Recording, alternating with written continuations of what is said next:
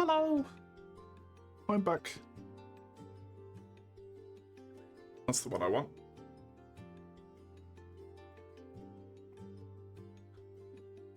Was it in your calculations that Saturday was the same time? Oh, is it gonna mess with all your numbers now then? All your weeks logic is wrong? Disaster. Disaster.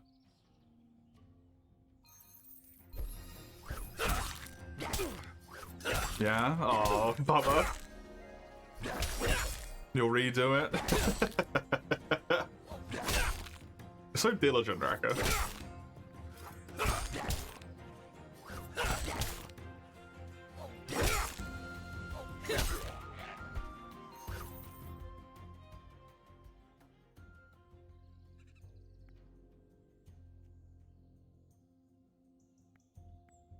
I'm wondering if I still want to kill... Like, I might kill a ghoul, but then I think I still want to focus on killing the other guys here. I am going to do a wee little bit of combat to begin with here.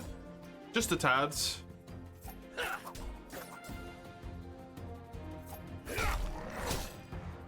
Probably going to get myself, honestly, like, just to the level threshold here. To begin with. Just going to go up to the next rank.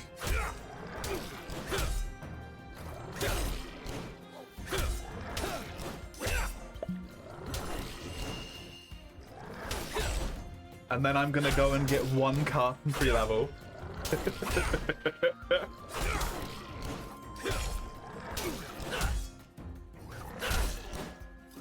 So that I've at least gained one.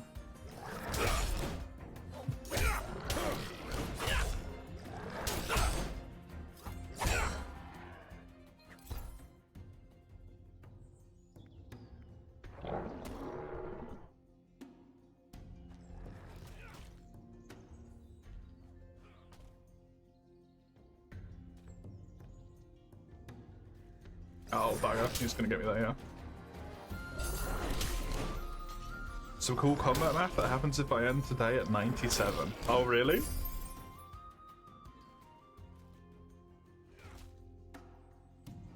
Well, I intend to do mostly woodcut, but I will definitely need a break from woodcutting at some point so I can go back and do some combat at that point, right? So if that still works.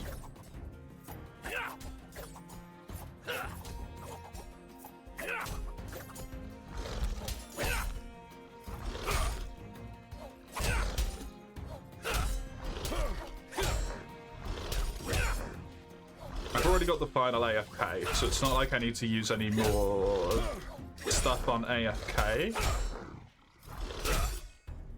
Experience-wise, these are still pretty good. It's a lot more like flat experience there, but the knowledge doesn't really change too much. And the loot's a lot better.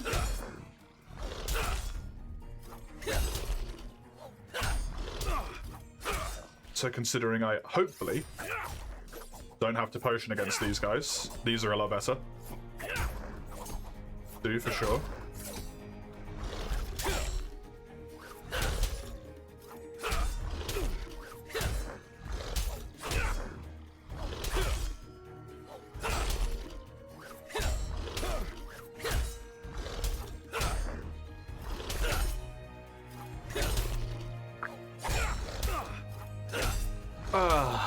Okay. The plan. I want to get my woodcut to at the very least 44. I'm hoping maybe like 45, 46 would be nice. 7 levels worth. Because then I can definitely finish up the rest of it in one go the next time I do it. And then I will be done with woodcut. All of my key points are still going to go on to botanist. And then I just need to level carpentry, that half a level's worth today. And then get it up to the 50 marker. which would only need 12 more. Wall of text, you apologize, you found the story in this explanation. Oh, brilliant. Fantastic. I'll read that in a second. I'm gonna finish my point before I get distracted. Then, what that means is next week, I should almost certainly be able to finish the woodcut requirement and get a little bit closer on the carpentry requirement. I will have the combat in order to be able to do Brannoff Inheritance. And I should be able to get these before I get to the combat threshold. That is the hope. Here. At the very least.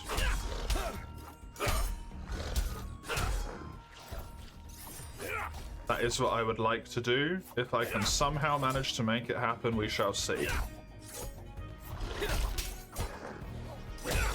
That's the plan as it stands at the current moment in time, and it will change 500 times before the end of the stream. Any percent progression without story elements instead of starting from the new game, it begins from a partially completed game file, features optional quests of every monster slain during the story. Showcase wilds without awkward auto-walking segments, and HP gated quests that disrupt the gameplay. That is a good point that I did not consider before, yeah. Like when you do, F2P. It has that awkward little bit. I really thought I would kill that guy.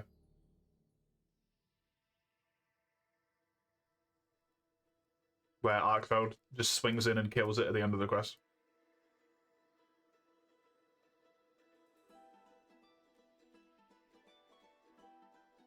Setup guide and rules to be announced following testing. Cool. Very cool. That's definitely a better way of doing it than following the story, sadly. Because of the way that the story works in that game, it is incredibly disruptive for the sake of speedrunning. Specifically.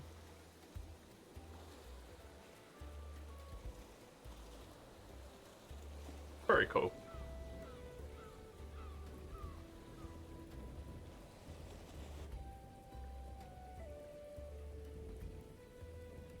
Cool combat math if I end today at 97. Is that cool combat math that I would basically be like online to be able to do Brannoff Inheritance with the AFK experience that I would gain on average in theory? Based on what I've done so far. Because that seems like it would track. Based on what I would expect. Levels wise. Although I am going to get less levels this time compared to previous times, I think.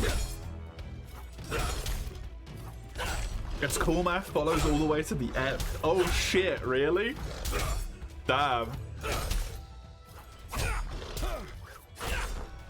Because this time... Oh no, I do have my double experience on pirates, never mind. They will be fine then.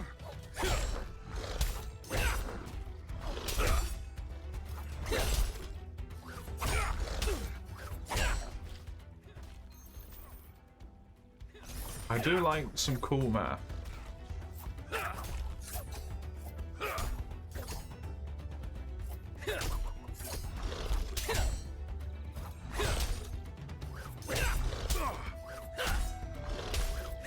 Is the cool math ruined by the hour logic?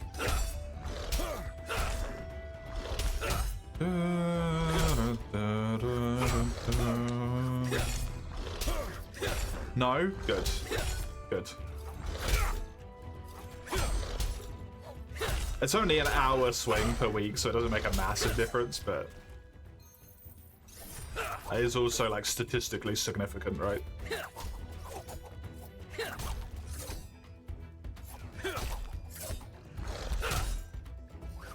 Like, I don't know what that would be. It's not 10% more time, but more, a little bit more. 11%? With fewer streams than you thought, yeah.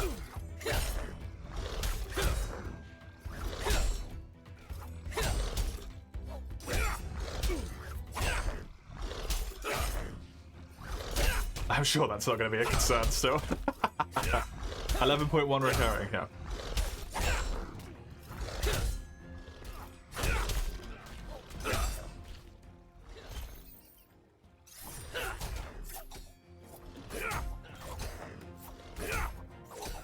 considering the expected pace has been moderately higher in reality, shall we say?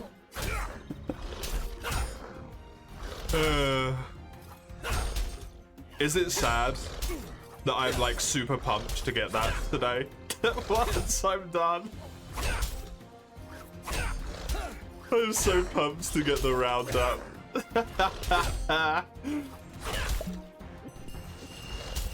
The skill roundup of like what I've done and the like averages to go and all that stuff. I'm so excited to get it.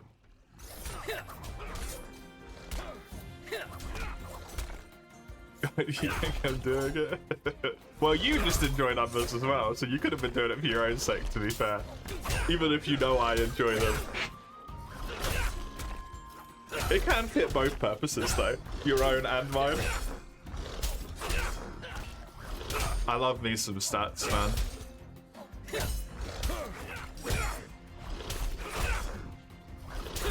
Life would be better if I had access to more stats about existence.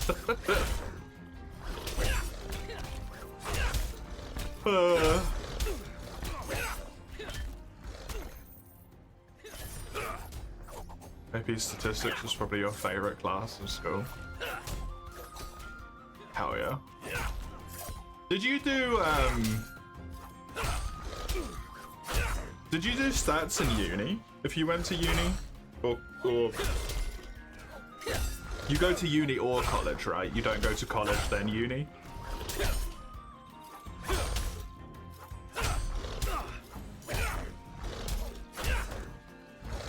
Or college, if you went to college instead of uni.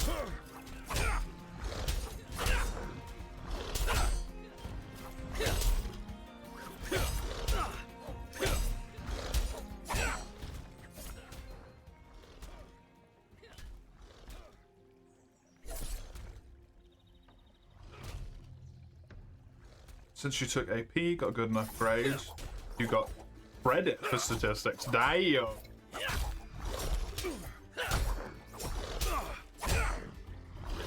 Fancy pants. Nice one.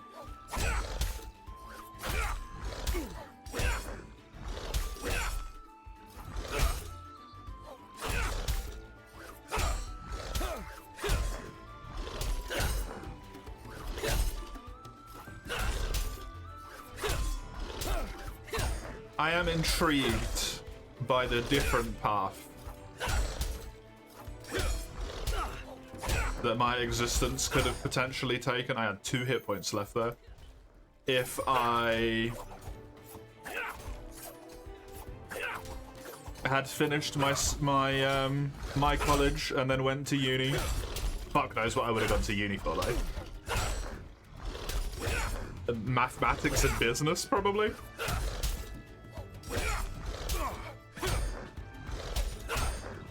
I wonder how different stuff would have been. Been interesting.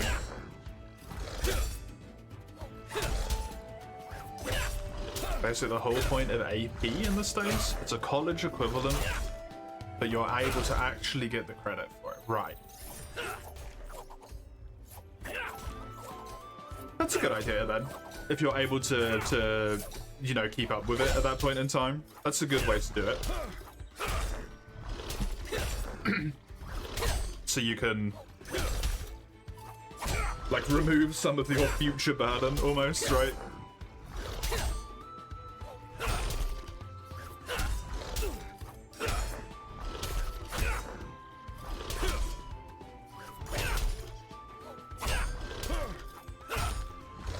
Is AP just an advanced program? Or something equivalent to that, like wording logic?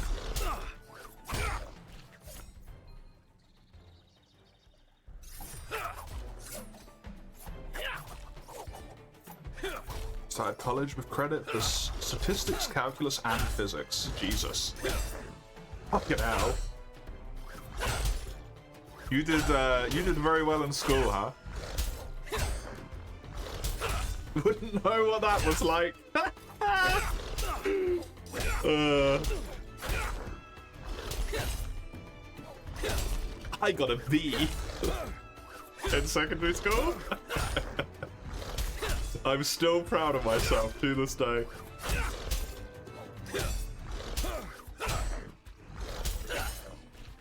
My very lovely but absolutely fucking psychotic maths teacher wanted me to resit to try and get an A, and I'm like, fucking no.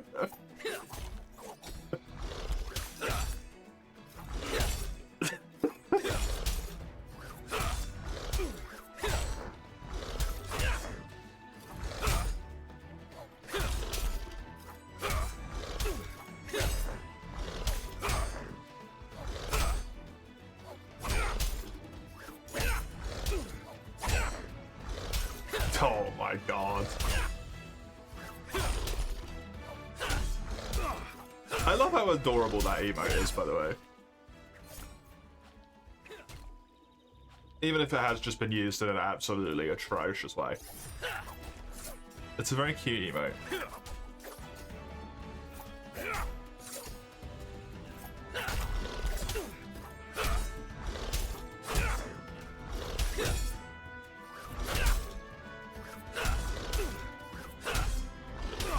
Said it before, you're so glad you committed on to delete it. Yeah, honestly. It's super good.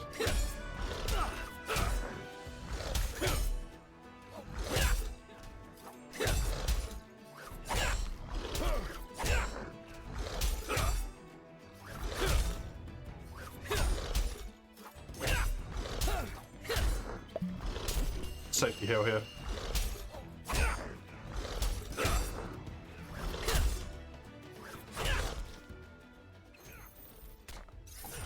Just definitely necessary.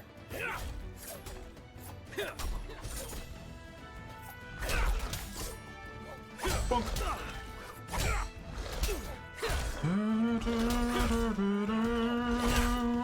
This is the last one I need to kill, then I can go do my carpentry level. Then wood cutting.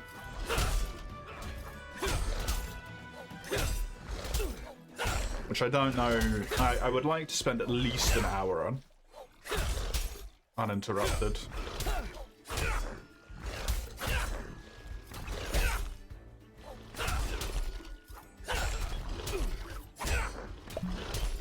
What was the all-important cool math there? 97? So I would need to nab myself 2 more combat levels as well.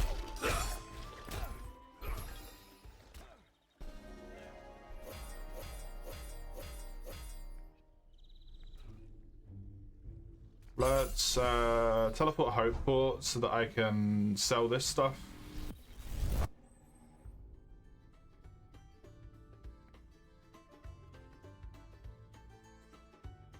Directly to the dude, teleport over to the other place. Cut those U-logs.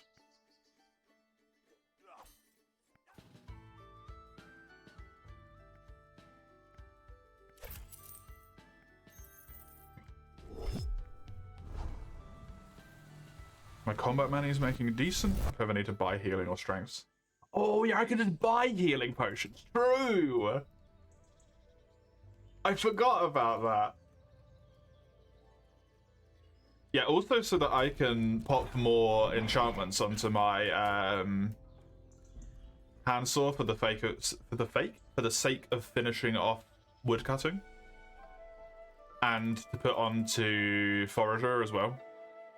If I need to, or when I need to do that, I should say. It's not an if, it's a when.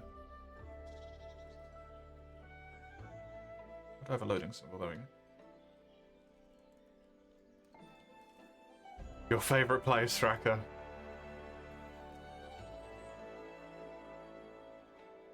Smell of the old carpentry workshop.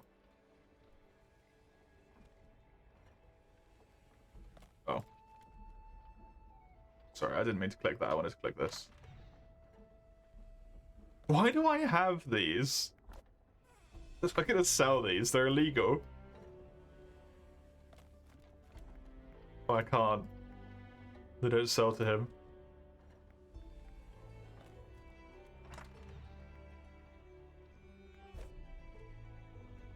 It really bothers me.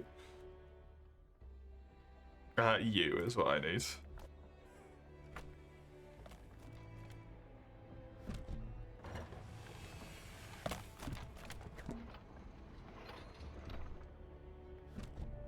Okay, what do I need here?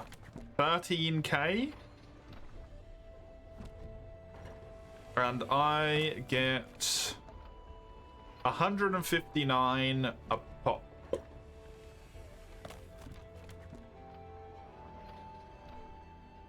How much did I need? 13,000.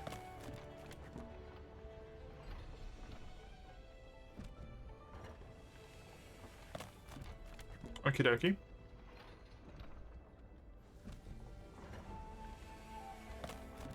That will be relatively fast then.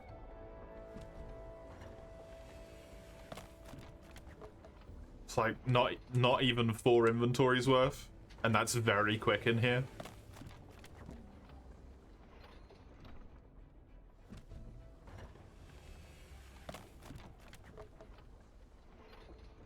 Very, very quick. I'm gonna show you my favorite rank. Oh god. Is it you coming in and saying that the skill sucks?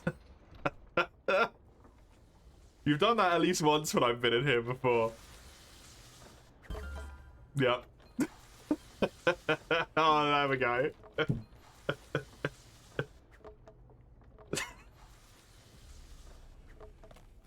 Level 5,000. Carpenter? And that person was helpful. Ups on them. You're so stupid. Oh no. What happened, Hollow? I don't want to end any cups.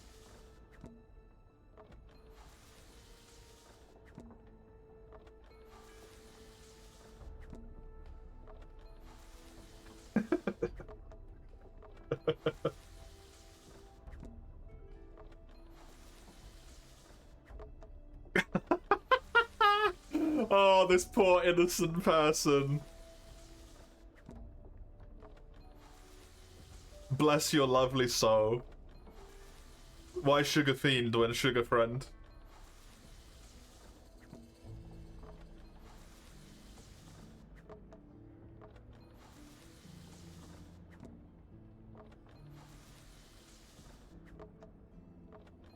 Glass cup for tea. It comes with a lid to keep it warm longer. You pour hot water across your desk. No! That is very upsetting. I feel like your play has backfired here, Raka.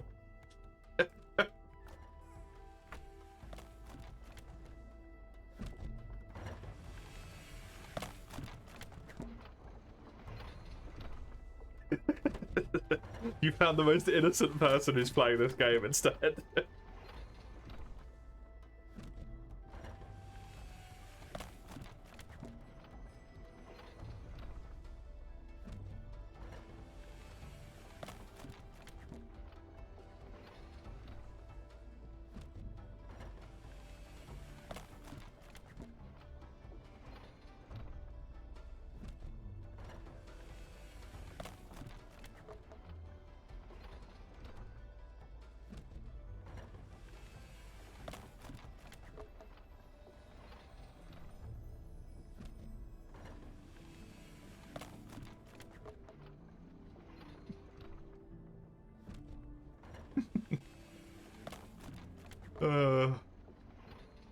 Is this person doing AFK stuff and just standing there chilling, chatting?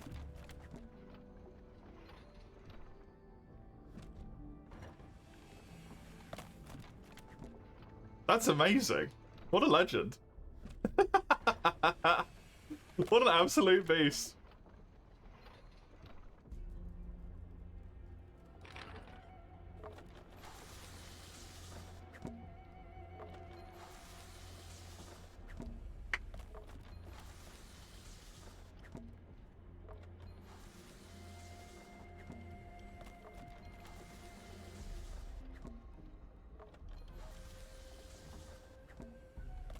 Yo, you actually watched the furniture get assembled? That's really cool.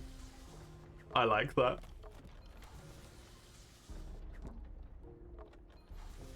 Very, very cute. Oh, you don't even get the experience pop up telling you that you're actually doing anything anymore, right? Ooh.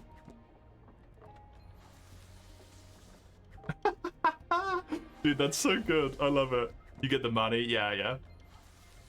That must be pretty good money at that point as well, right?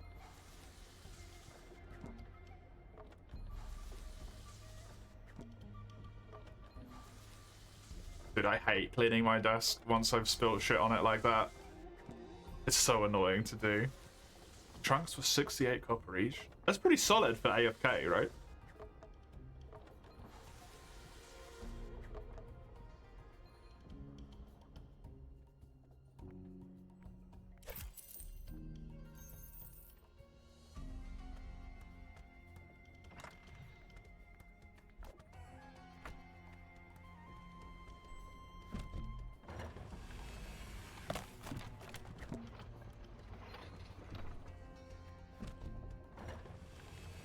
Does this inventory do it? No.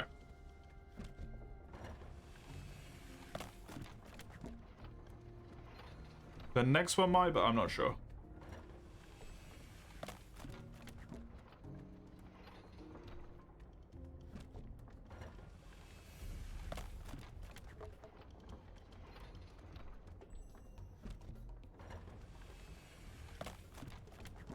I love that that person just innocently answered you without looking at your level or your cape. That's so wonderful.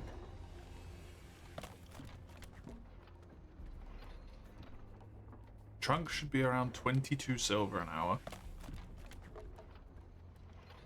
That's pretty good. Hello, Zero. Welcome. How you doing?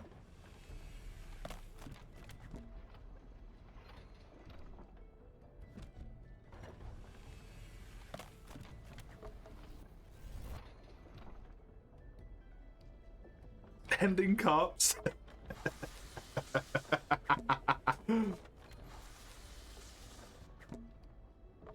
This poor person, but this is where you do carp ender instead of carpenter.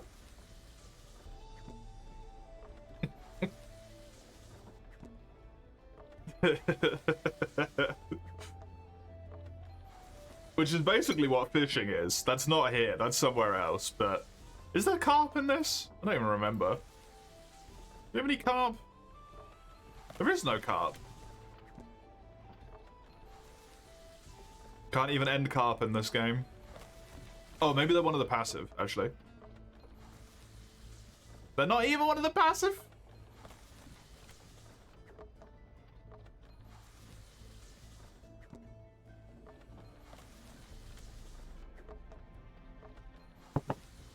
There is no carp ending in this game. There is only carpenting instead.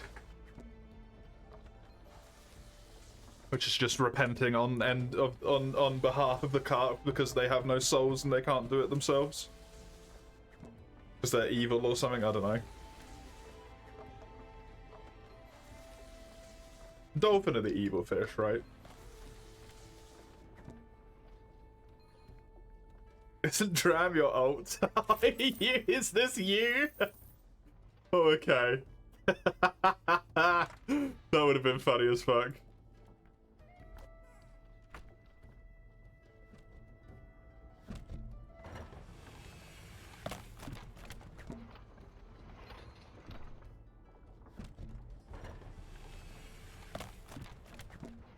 I like these sweet scarves that so many people have.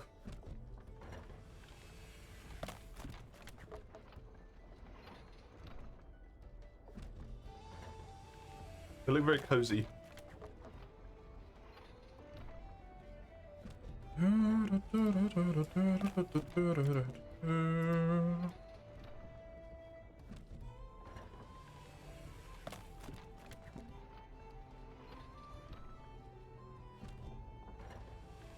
Those are from last Christmas. They're nice. I like them.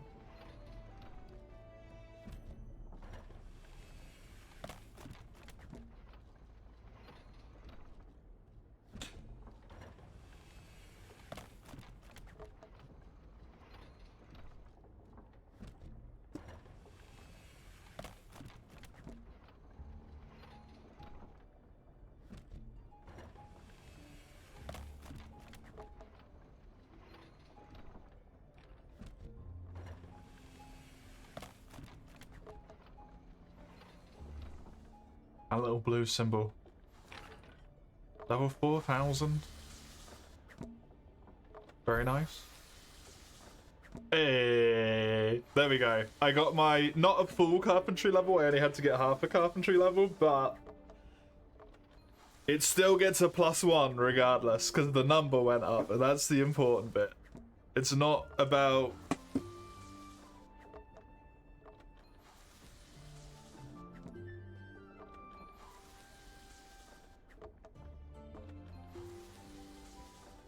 Not about the amount that you leveled, it's about the fact that the number went up.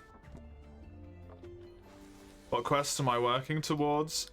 Technically, the one that I have next available is only combat level, Brownoff, but the one I'm working towards in terms of non-combat is Forgotten Things. Because it's the one afterwards, which is lowest level requirements, basically. Since that's just combat, and a lot of that will be from AFK, right? This one is the important one.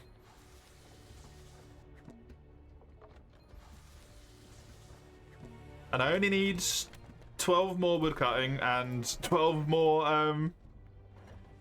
carpentry, actually. I don't need to go over here. And then I'm done with it. Nice and easy. Nice and simple. Let's teleport to Hope Forest Central.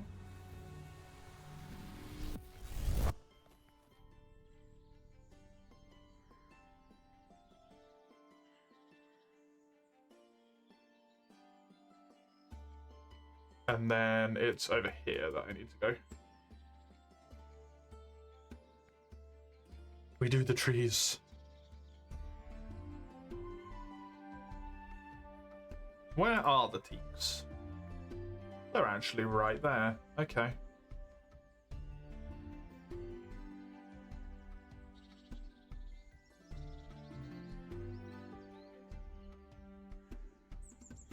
That's maybe a bit awkward in terms of a stone, unfortunately.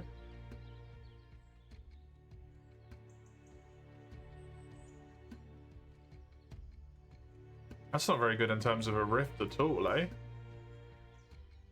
Ugh.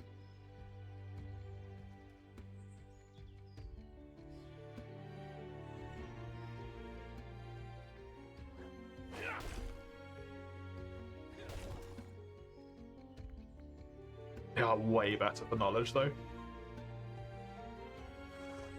Trees. 5k experience.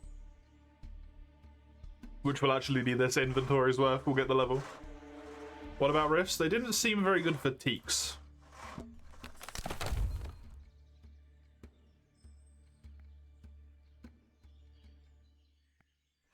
Teaks being here, here, and here.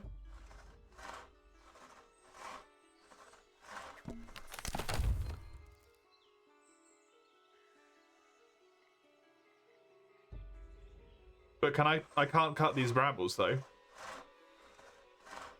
Because you have to be milestone 6. You don't need to, really?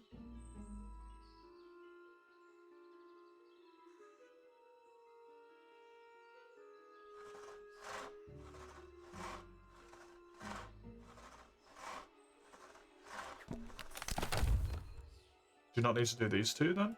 You just do them in here. Or do they block off into here instead? Instead of up and down. Brambles go to the goblins. Okay. That makes sense then.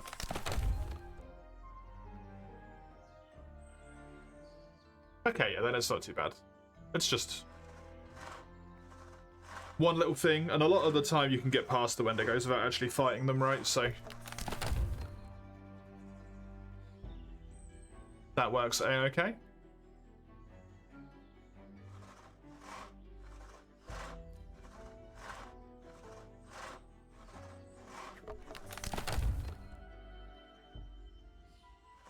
They won't fight me because I haven't chosen a pack. Oh, but I'm still the correct combat level? That would be really helpful if that's true.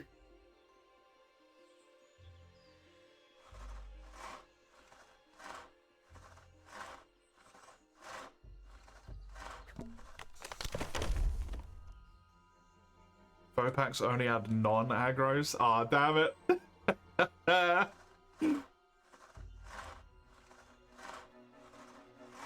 That would have been really nice.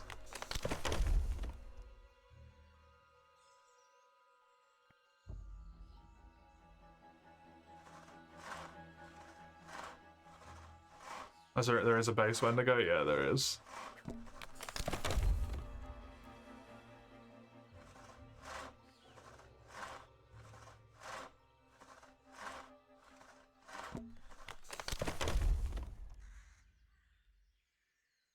I could buy the combat cape. That does look pretty neat.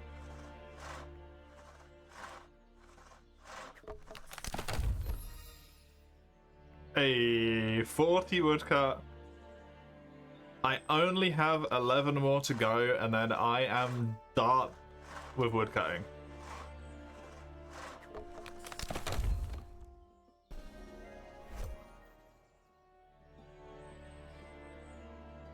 It's at least the second time I've discovered that. Doesn't surprise me. I have a very bad memory. My current cave is better. It is. Yes. I like this one.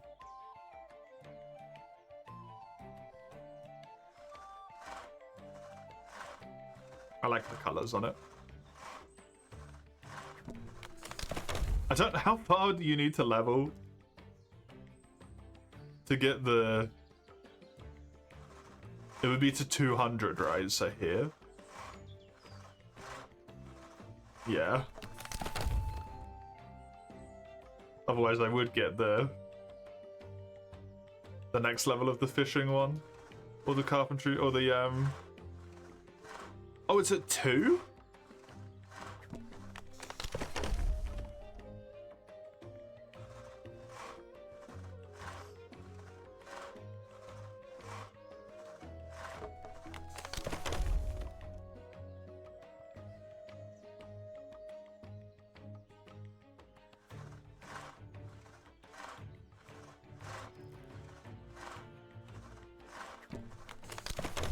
Carpenter cave is the best cave. The carpentry one is very nice. I do like the carpentry one. I haven't seen enough of them fully finished to truly judge.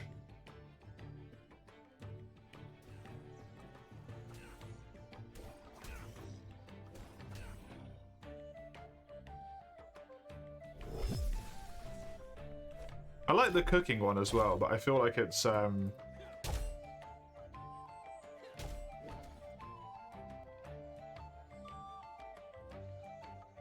don't know, not specific enough or something.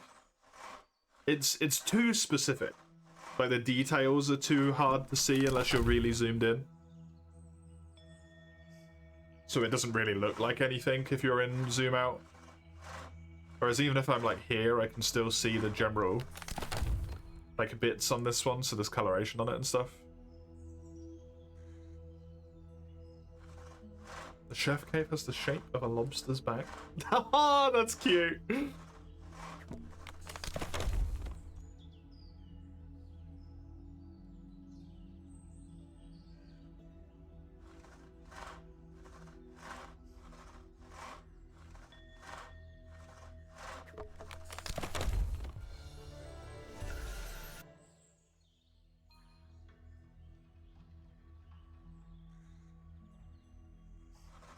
Another knowledge.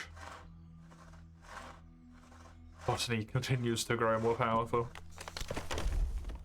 Bounties and world events have names, not dungeons, yeah. I just found it interesting that they have names despite the fact that they're not unlocked. Or even implemented yet.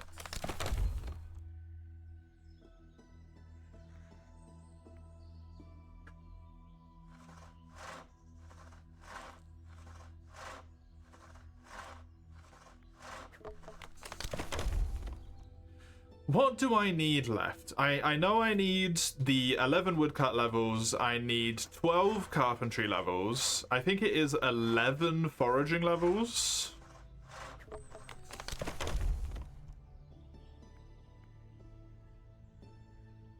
For this one, right? 18.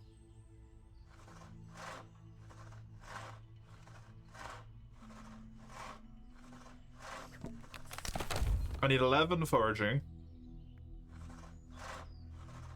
And I need 114.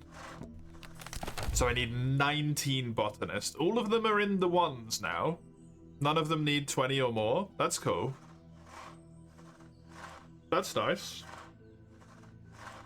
Get in there. Get in there on the non-combats. 11 and 19 is 30, and 10 and 12 would take that to 52.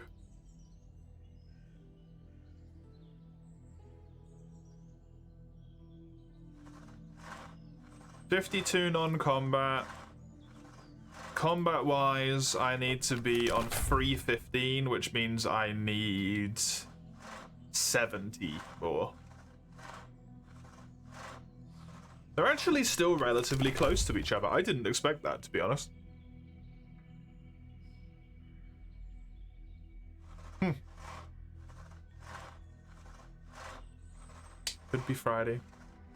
Never Friday in case it needs critical fixes.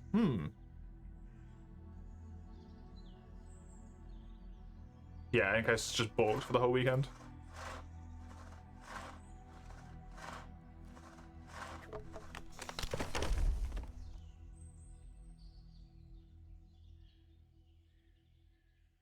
Would not be ideal.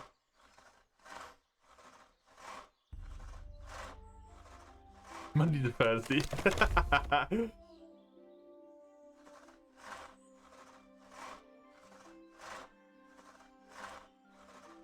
Hopefully Monday or Tuesday.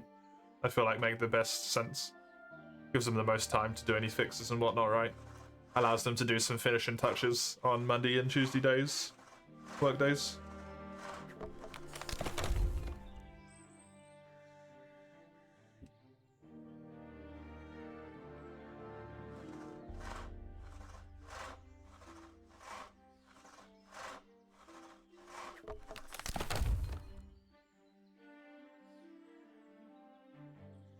It'd be nice for the alliteration as well, right? Mining Monday.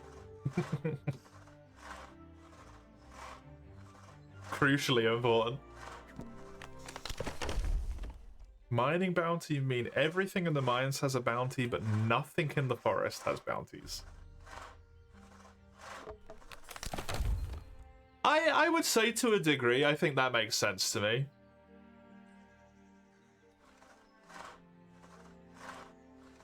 That they would do stuff for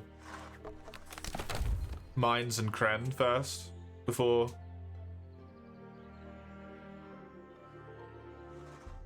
forest and port.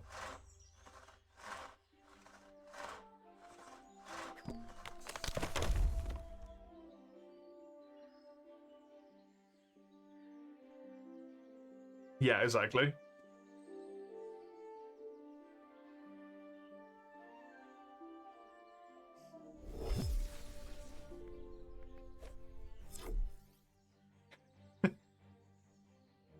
That sit emote's really cute. I really like that little sit emote that you use, Oni.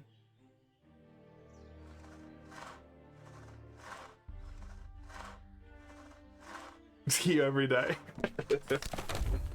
Cute or sitting like that?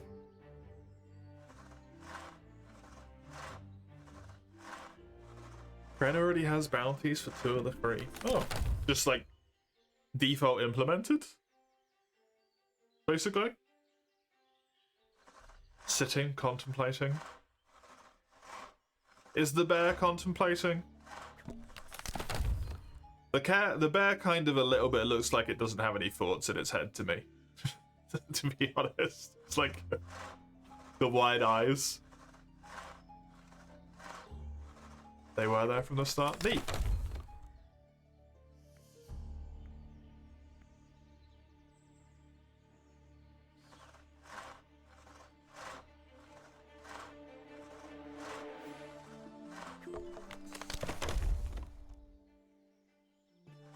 Very neat.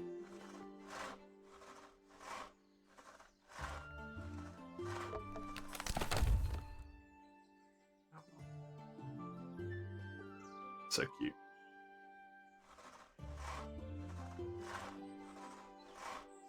I hope we'll have the first world event though for fishing.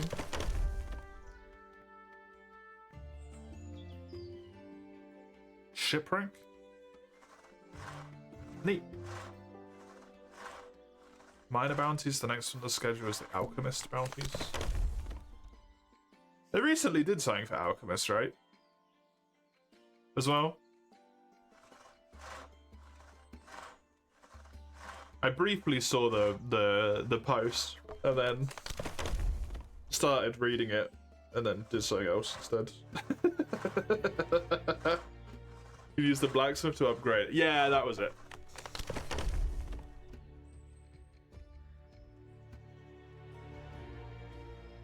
Alagacha friendo plays a lot of games. Just chill. Totally not the one who influenced you. Cool.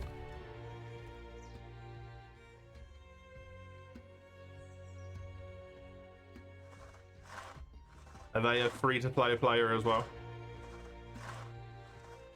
People have already mattered the fuck out of it? Of course they have.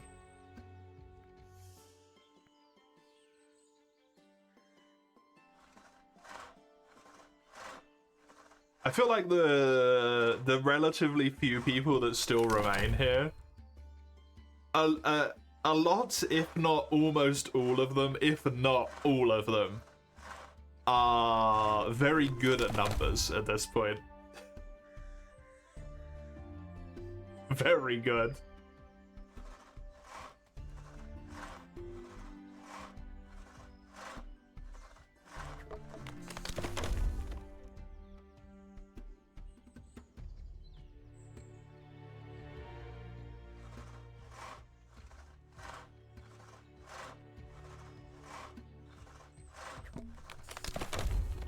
So even seeing something allows you to use like outside knowledge to be able to make things work in a way, right?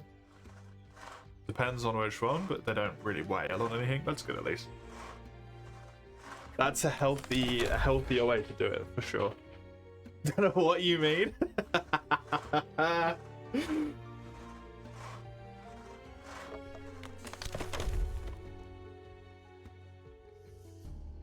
Pay for monthly premium at most, yeah.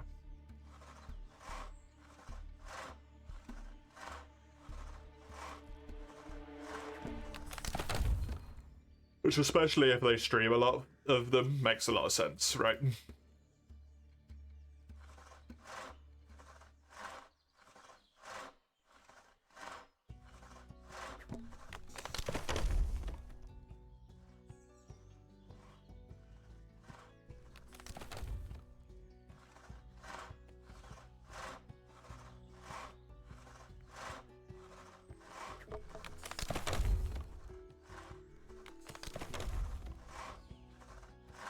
Say you're free to play when in theory you're not. Why is that?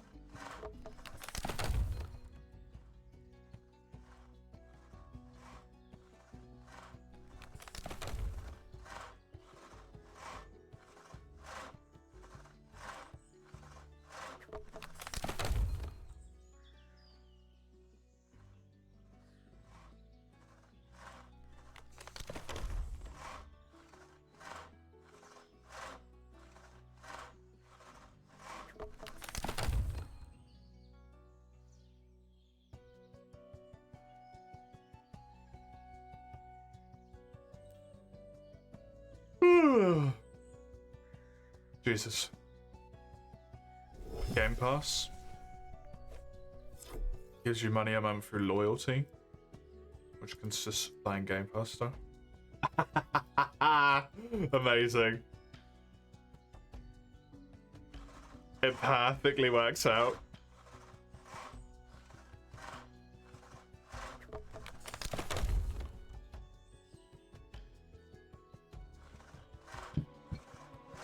You're not spending anything? Yeah, I guess. You can, yeah, you can definitely argue one way or another. Can you use that on Game Pass?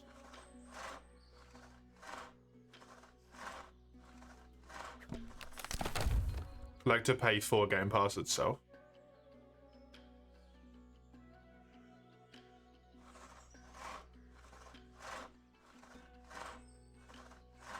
But if you saved enough. Oh, neat.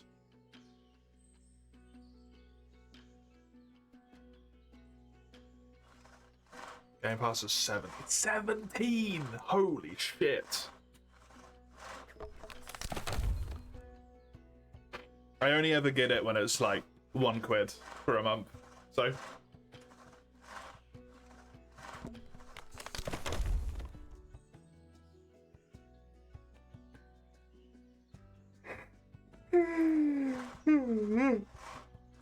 it went down. It used to be 23. Holy. That's a lot of money. That's a lot of money.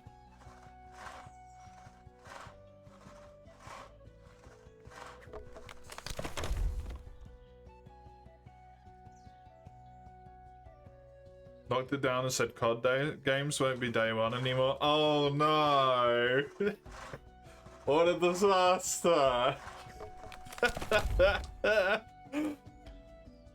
Like any of the fuckers that want that don't immediately buy it day one anyway.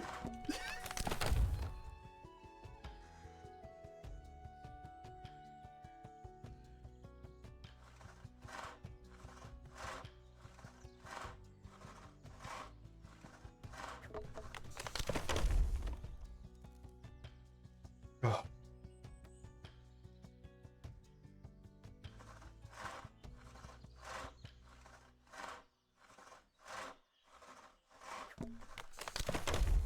Bad when we're 1 hour into the 4-hour long comfy game segment and I'm already falling asleep. You get your money's worth since you're game sharing with your partner, so you're basically 2 for 1. Does that work with Game Pass? If one person has it, the other person can get it as well? With Game Share?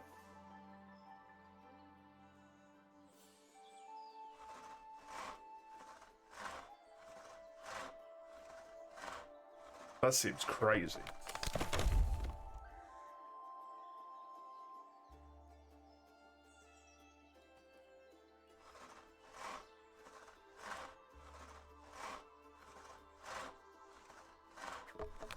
Watching Game Pass on console, the way you set it up allows you to play any game same time. Oh.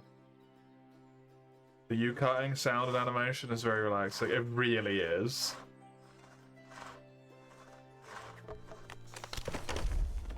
It really is.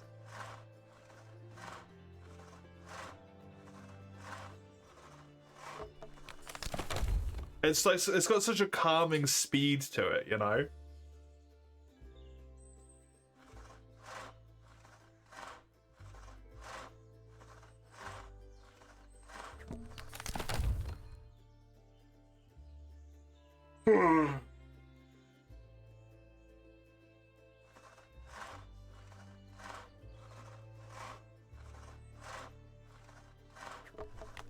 Does your partner primarily play on consoles as well, Oni? Or are they more of a PCer?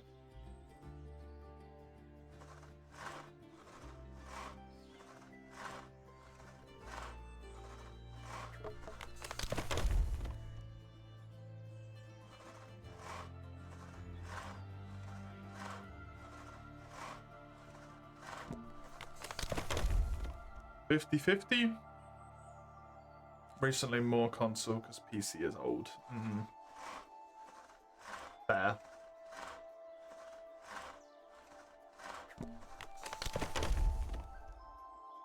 I could try to cut as silently as possible. Yeah, right? You don't want to disturb the tree or something?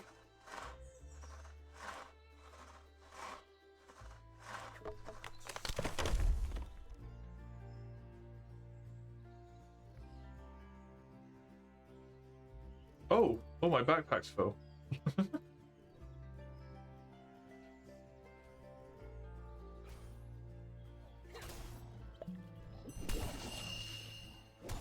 That bear is definitely bristly. That is An appropriate word. Xbox are planning on removing the online multiplayer paywall. Good. Good on them.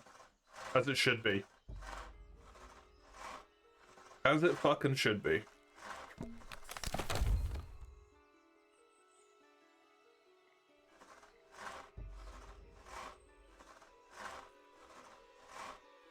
It was basically the reason I had a PlayStation.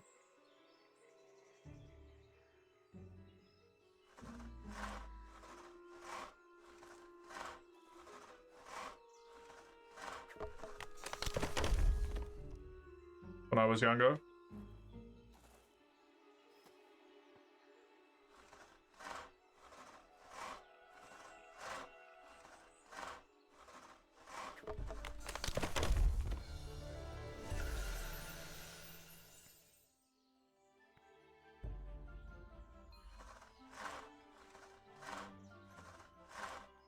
New CEO is doing good stuff for now. Well, maybe.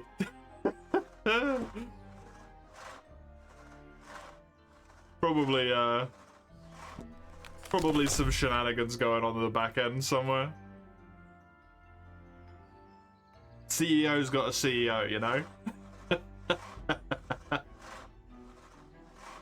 Most skills show that no change, the trees never change, you get higher quality logs as you get better. I feel like it would be hard to change the trees, right?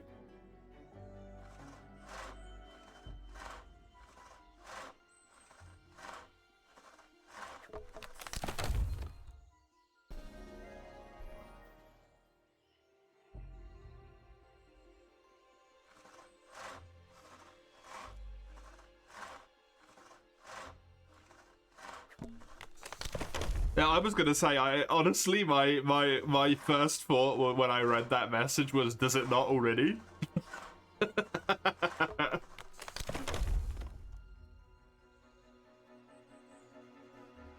I just assumed it had already. You like the idea the tree isn't changing, the skill is? Yeah, that's really nice.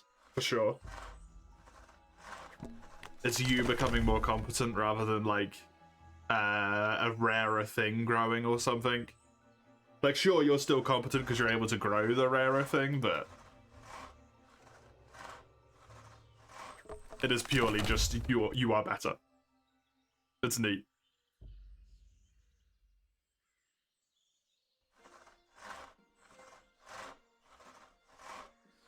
It's definitely a good change to remove the paywall. Definitely. I don't know if I have like any interest in getting a console really at this point in time. But that single-handedly would probably make me get an Xbox rather than a PlayStation if I did get a console. Because having to pay like a subscription to be able to access a basic feature of your fucking console is bullshit. It's like the cars where you have to pay a fee to be able to use the inbuilt GPS, like... That's part of the car. I paid for the car. It's in the car. It's mine.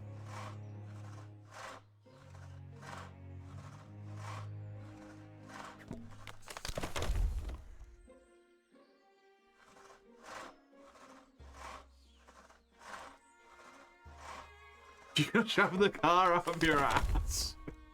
If you can shove the car up your ass, you are not a human being.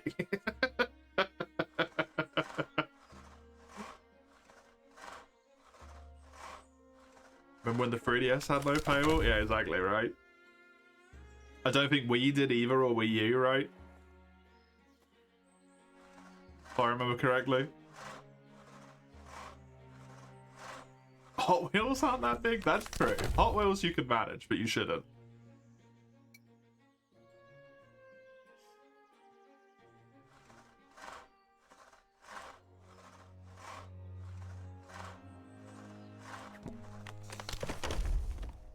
In Minor, the rocks get bigger. The ores don't change. Nice. Why do I have such a annoying, like, rash here? That's so frustrating.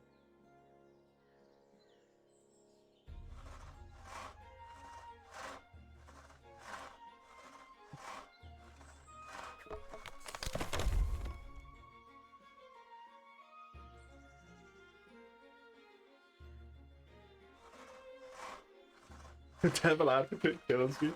I mean, you cannot devil's advocate, Oni.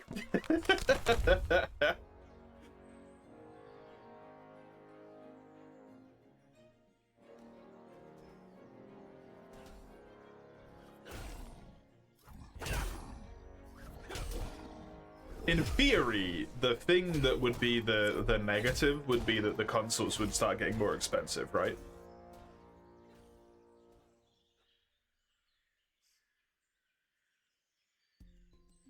Because a lot of consoles at the current moment in time are sold at a loss, and then they make the money back on online payments and stuff. So in theory, that would go up.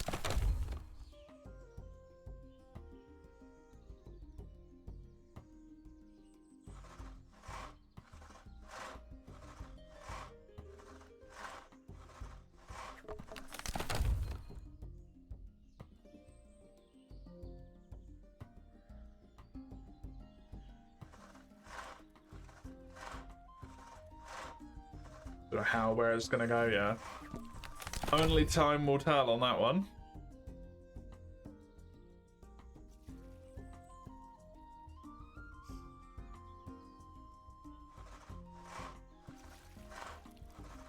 Only time will tell. You could, but you'd be lying to yourself to not play devil's advocate.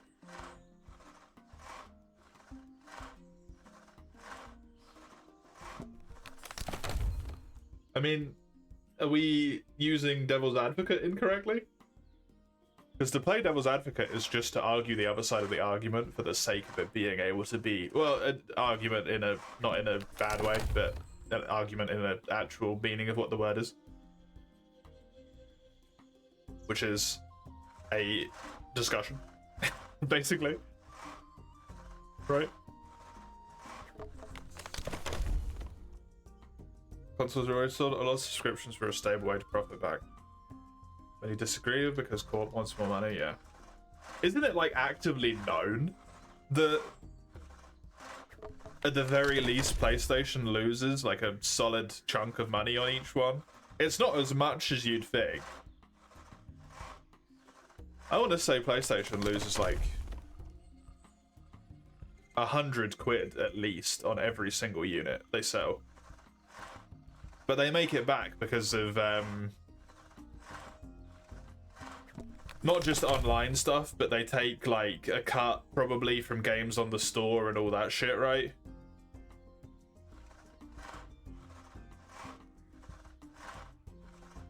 Peripherals, yeah, they overcharge the ever-loving shit out of peripherals.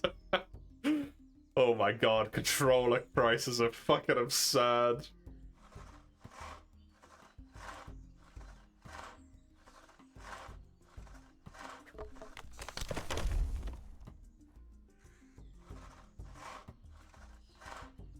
There's no concrete evidence. It's a vicious cycle, yeah.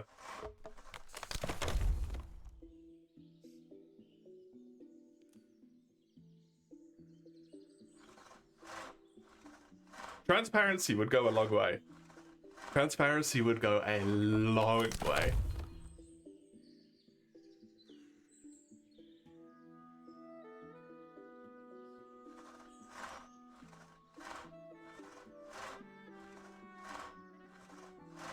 Not gonna straight up shit on something? You feel like it's not the full story? I mean, you're not shitting on it though.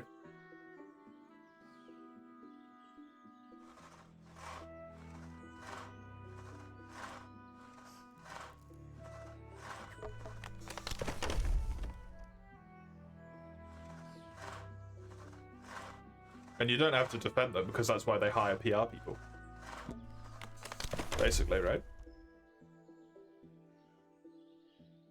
You just have to, as of yourself, be like, I know that's wrong, but you don't have to get involved.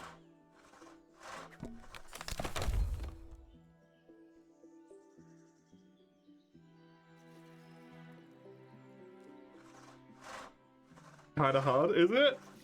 I feel like if you were truly indifferent, it would not be that difficult to not get involved. It is very easy to not get involved.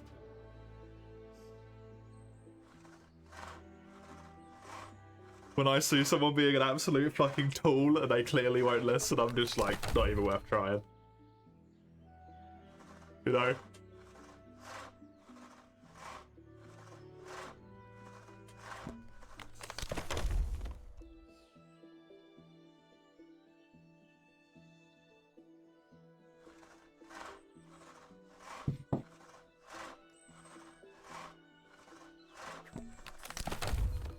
It is not indifference, it is neutrality.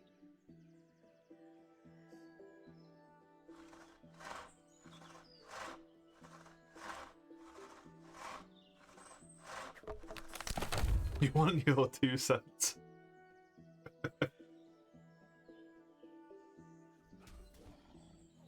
I feel like stuff doesn't necessarily find you. I feel like stuff happens around you and you maybe insert yourself into it a little bit then. Feels more appropriate. You could ignore it, but you don't want to. Which is for a good purpose, to be fair, a lot of the time. The need to educate people that stuff isn't as simple as black and white, but, you know.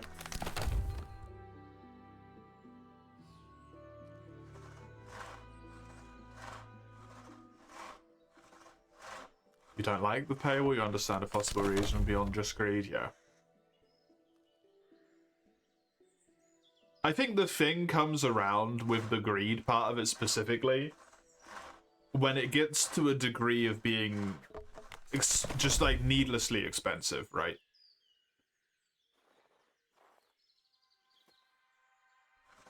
Like, I understand you sold the console at a loss and you need to make your money back somehow. But assuming most people are probably going to buy another controller and you make a decent amount of money on that, when just the capacity to be able to use the online features of your console are, you know, however much money they are. When a lot of the time it could probably be a third of that cost and you would still recoup your cost without issue. That's greed.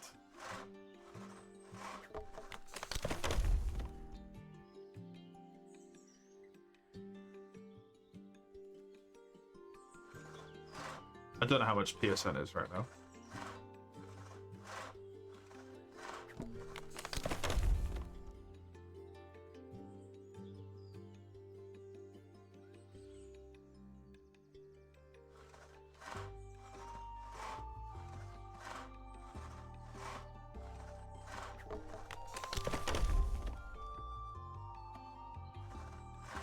Mate, just tell me the fucking cost. Jesus fucking wept.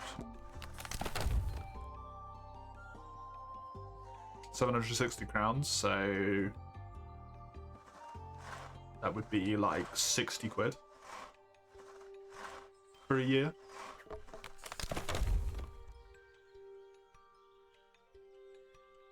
It's not unreasonable to think, depending on how much they lose per unit. If you say it's 100 quid, if someone buys an extra controller, which they're probably gonna do, and pays for like 1 year of subscription, that's the cost recouped, right? Because you don't know the money, that's the thing. Yeah, that's like a lot of money, just to be able to play the game online.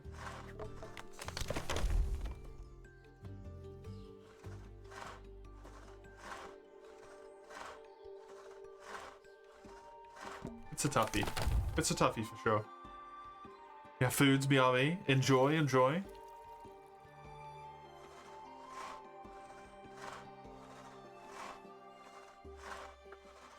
Nearly up to 42. Over halfway there. And I'm going to get another key point soon. Which might be a botanist level. I think it's just shy of a botanist level, sadly.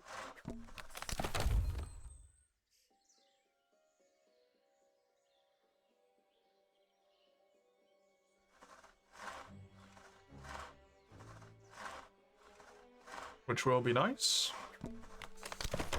Oh. Look at all the things. It's so good.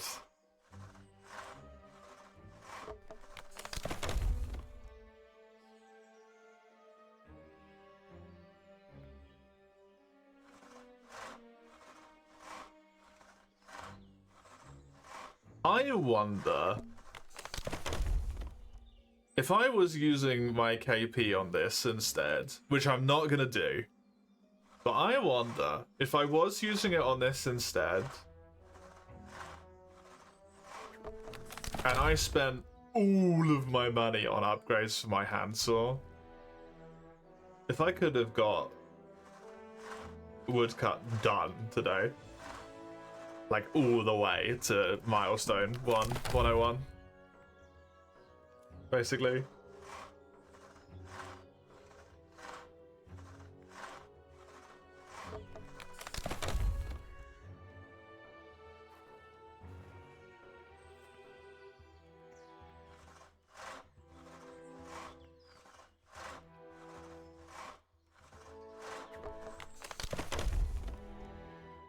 I feel like I probably could have done. It's the endless temptation because of stuff like that where I'm like, but I really don't want a level botanist. That shit was so slow to do. So slow.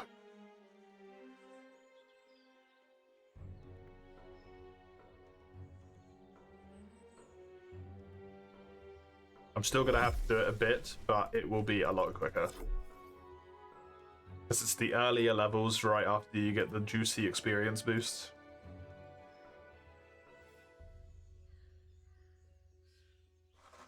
That will help me a lot.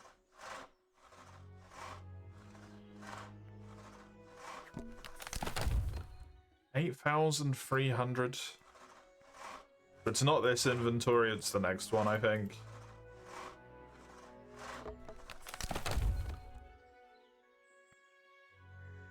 With 20 left to go.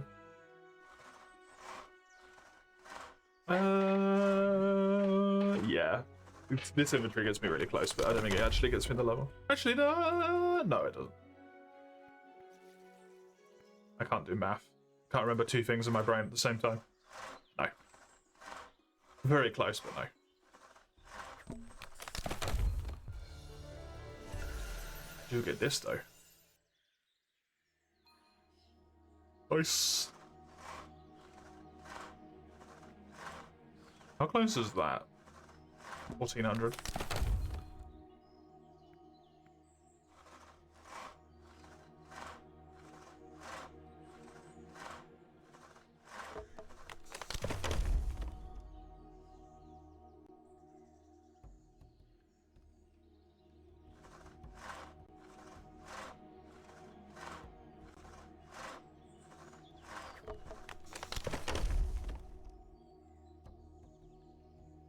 I mean, I see no reason not to just yoink these 4 out the floor, get the experience for it, and then just ignore them. Just drop them on the floor again.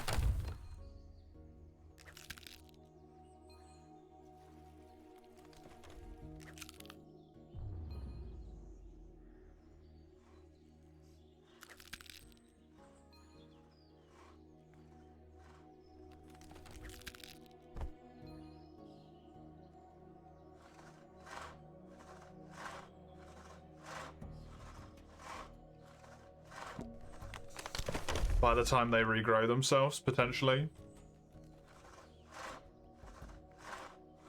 I'll have got the rest of that, and I'll be able to get that before the knowledge happens. Then I can get the extra experience from the next level, which is worth it. When you're that close anyway, right? Might as well. Might as well.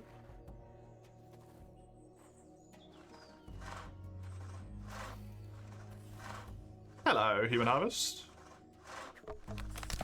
How are you? Weekend.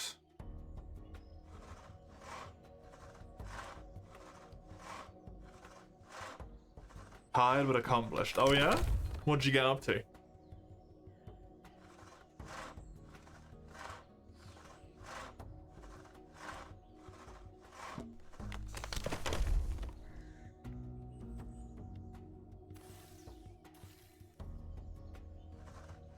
Piloted cleaning. Nice one. Good stuff.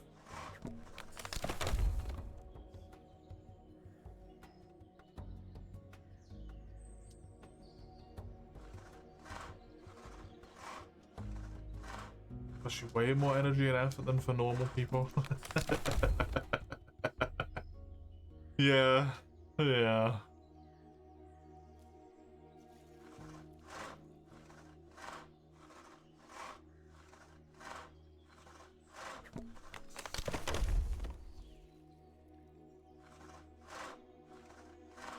Not at all. Not at all.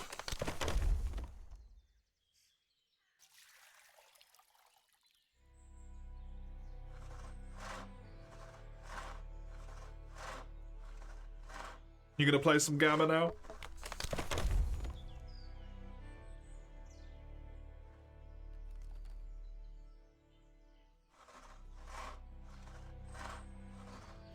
Exhaust yourself in a different way.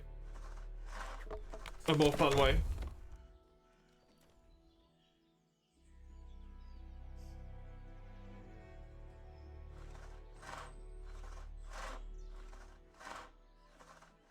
Need to fix some frame and graphical issues. Oh, that's a bummer. This is the new release, got some hiccups then.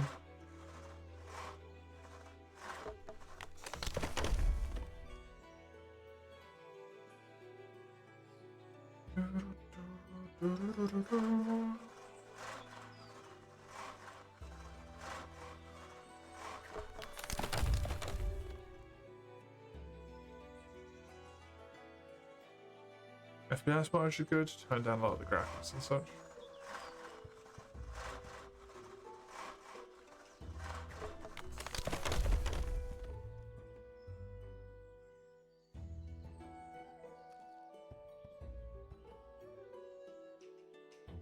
Tearing still happens. Oof.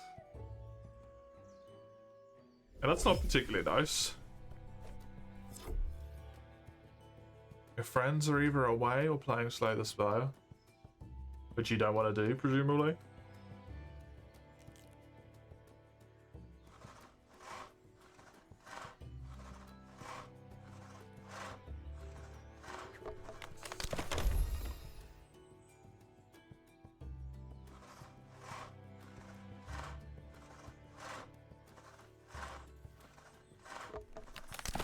If 17 hours, that's enough. You don't mind toning down the graphics? Yeah. Which is good. It helps. Yeah, sometimes the foliage gets in the way, right? You tone down the foliage and the shadows and stuff, and you can see people in areas where you otherwise would be functionally invisible. I remember that being a thing with PUBG, actually.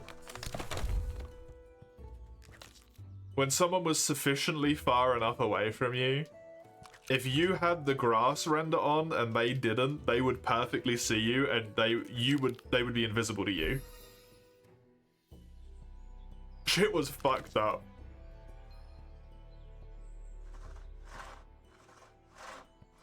Works in SPT. Of course it does.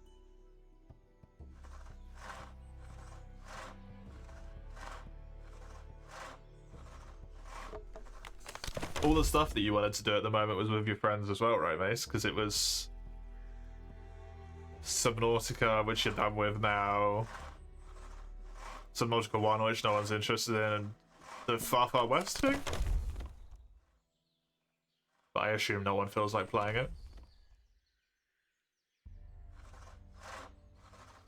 Yeah. The struggle.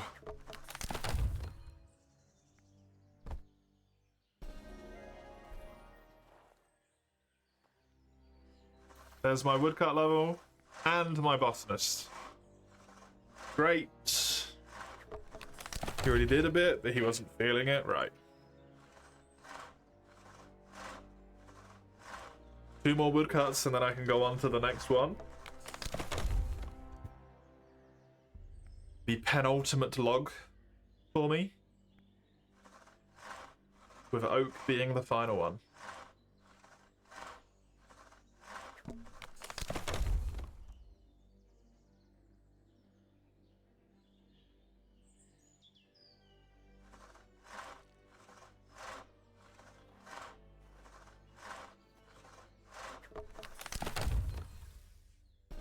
What you're playing now is Songs of Sticks,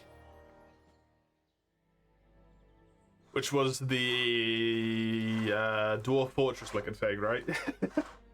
City, was it a colony builder? City builder? I remember you sent a message on it the other day. Tearing is very annoying, yeah. There's a difference between the graphical fidelity being like lower but consistent as opposed to tearing, right? Tearing is frustrating as fuck. It's a city builder with empire management. Oh, okay. Neat.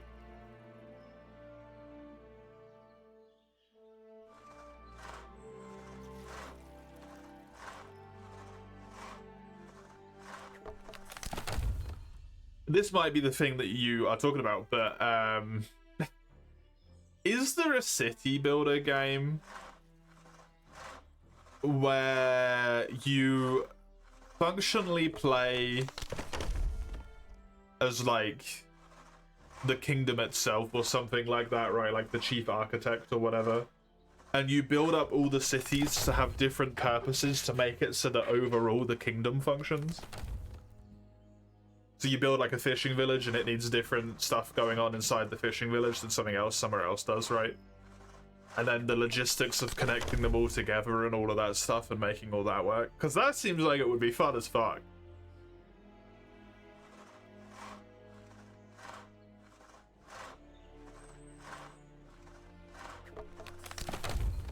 Scouting around, finding a new spot because you need like more resource production in certain areas or whatever. That seems like it would be a really fun game. You wish it was like that? Aw, dang.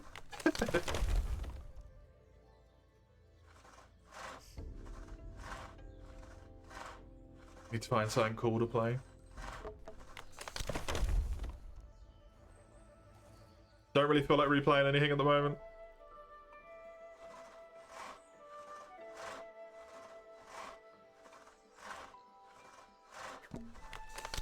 In the beginning, you play a tile on the world and you have to build villages around. Yep.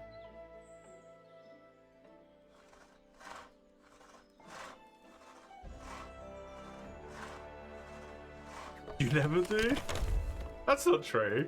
You felt like replaying stuff before, right? Like free houses and free hopes, at the very least. You felt like replaying those before. People tend to live where they work, yeah. It seems like a really, like, kind of a Spore type game, but for city building. And then empire building and stuff would be really cool, right? You start off as one village, which needs to, like, kind of supply all of its needs, and then you eventually build yourself maybe into, like, a small barony where you've got different things that specialize a little bit, but overall everything kind of manages itself. And then you get to like full on like kingdom level where you have like a fishing village and it does fishing. Maybe a very small amount of lumber and whatnot for immediate repairs, but its stuff comes from somewhere else that is in of itself its own thing. When it comes to like boats and whatnot.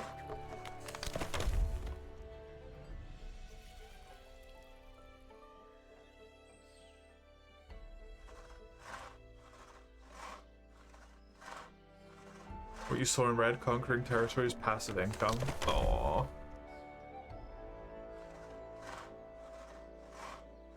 I would really like a game like that that just has no combat in it at all. Other than maybe needing to defend from wildlife or something. And pushing creatures out of areas, like monsters or whatever. But no, like, kingdom versus kingdom or, like, demon lord or anything like that. Just growing into a new area would be fun sometimes.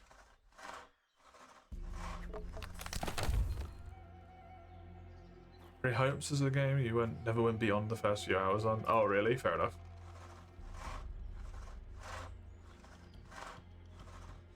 Low fantasy, different races, nothing more.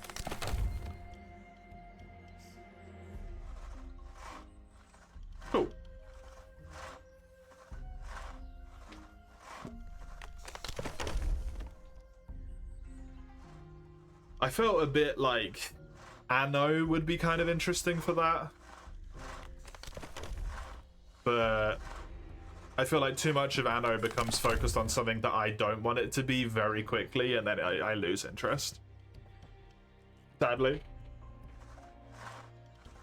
I would love Anno, but I just remove all of the other players on the map and then just chill and make my little business, basically. Make all my people in all of my areas happy and start colonizing new islands and setting up logistics and whatnot. It'd be fun. It's your first defense battle against raiders. Battles tend to get huge. 20,000 people on the battlefield, yeah. I mean, if you're kingdom level, that makes sense, right? Maybe not against raiders, that would be a bit weird, but...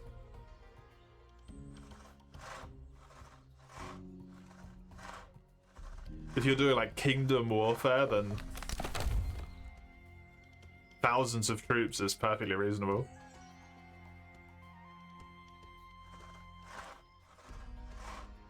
That's something that I've always thought whenever I'm playing Mount and Blade. Is basically every single individual unit on the field is representative of 10 units in a battle. So when you have those big battles and it's like 800 versus like 800 or 700 versus 900, it's actually like 7 versus 9k in Mount and Blade, if you think about it, like the actual proportions of troops they would be fielding.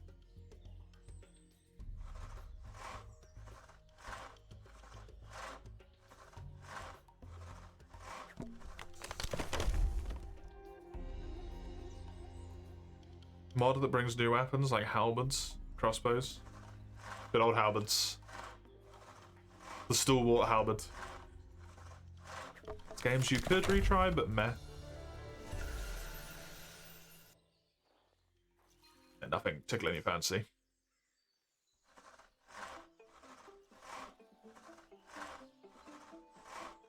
Well, apparently there's some sort of Steam sale on Monday. If I remember correctly from when I was talking to the small one earlier, so...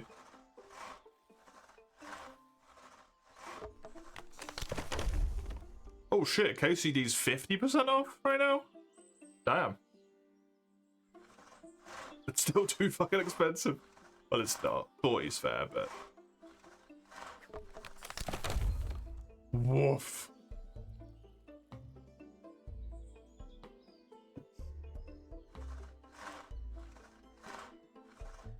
Just in a shit mood, you haven't seen sunshine in days. It has been very rainy, right?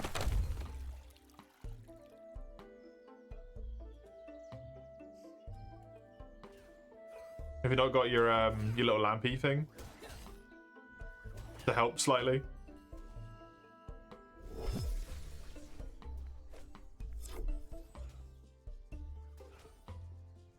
I know it doesn't like fix the thing, but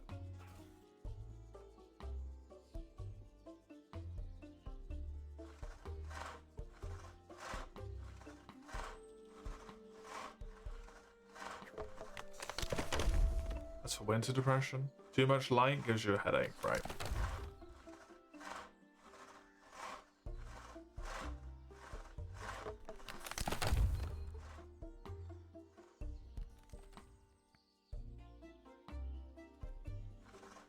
It's probably, unfortunately, one of those moments where it's going to be impossible to find anything then, if you're in a mood, right? It do be like that.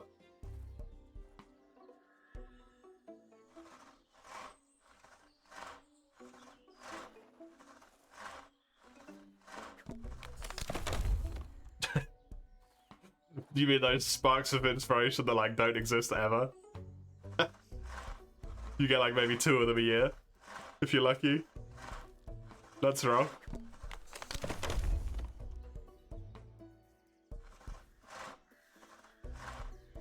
Hey, what? I feel like I only get like 2 a year or something.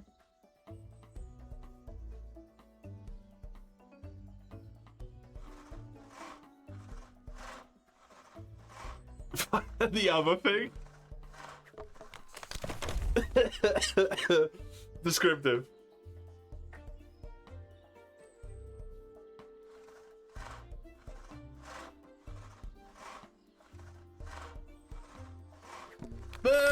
Does Wilds count? I feel like Wilds doesn't count, right?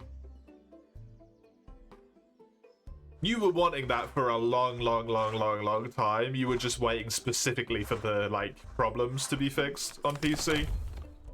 I feel like that wasn't the spark of inspiration. That was like a very slow burn that finally got to the point when you could actually, like, do it, right? I mean, that's not a spark of inspiration. That's just purchasing it finally and then no-lifing it, right?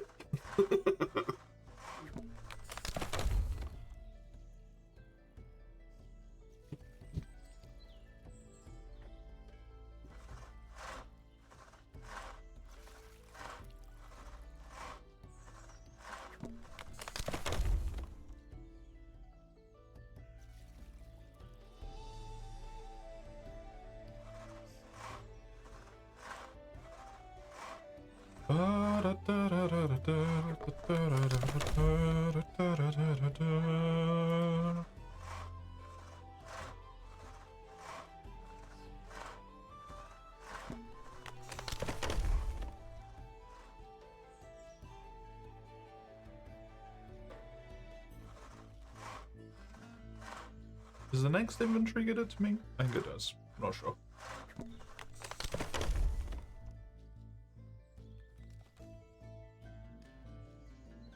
I mean, for that, you need to just basically have something that you have some degree of interest in, buy it, and then it's actually, like, some degree of engaging, right? Is the requirements for that one, then?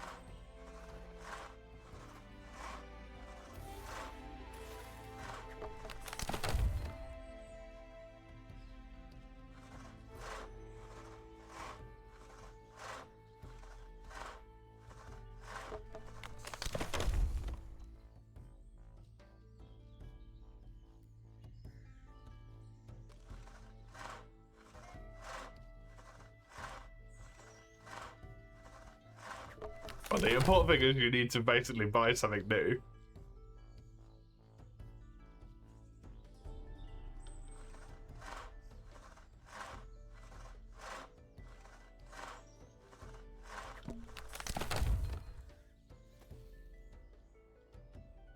You don't give a fuck, yeah. It's just the threshold is harder, right? When you're annoyed. If you're already annoyed at something, the threshold of playing is much like the requirement becomes higher for it to actually be engaging. At least I find for myself. I'm pissed.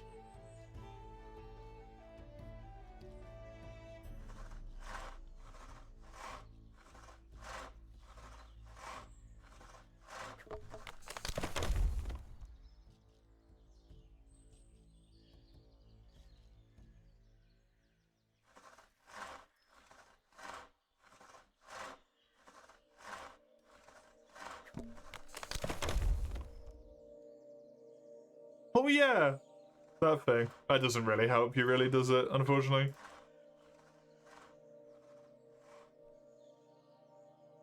Especially considering the content. Apparently the next Steam sale is Ocean Fest, which is, Thalassophobia is not gonna help you in any way, shape, or form.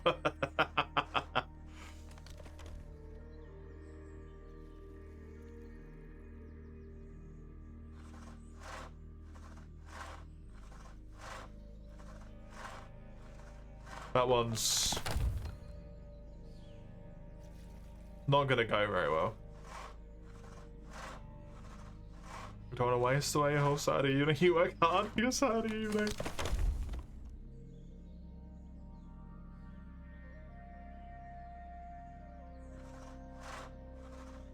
I mean, you put that evil on yourself more than anything else, so it's not a waste if you're not playing games. There's plenty of other things that can be good to do and make it worthwhile.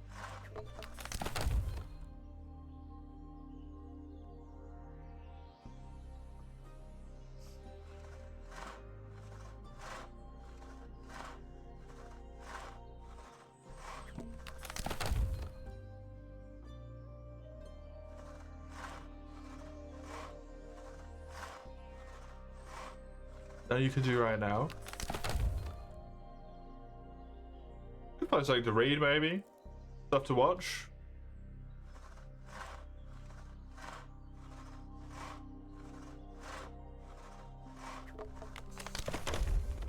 Have you consumed disgusting amounts of subnautical lore videos? Since you said it was, you were kind of like pseudo obsessed with it. That'll be worth your time, right? Would be engaging for you at least, if you're fixated on it at the moment.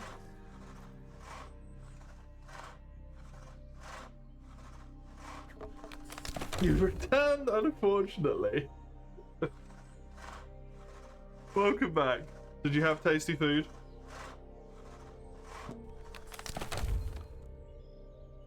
You know the Subnautica 1 lore? What about the stuff for 2? Surely there's already videos and theories and all that shit out.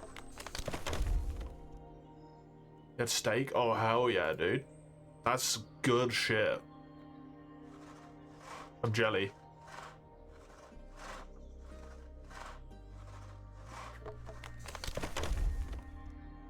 I am jelly.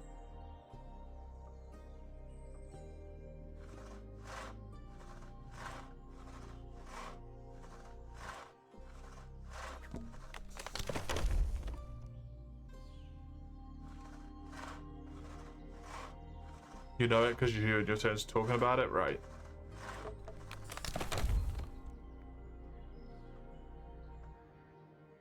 Is there a mod on Nexus that completely removes all of the monsters from Subnautica 1?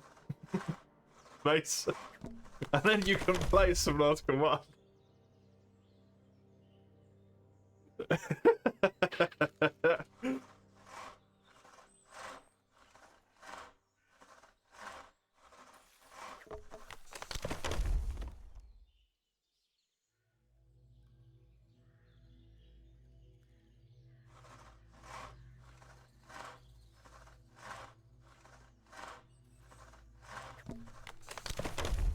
Play underwater in Minecraft, same thing. Definitely the exact same thing, yep.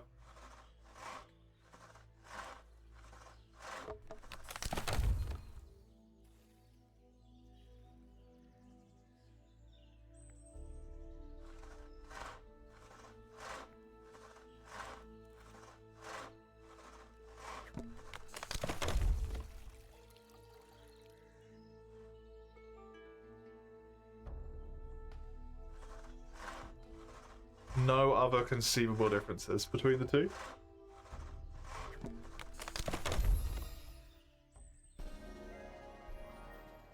One more.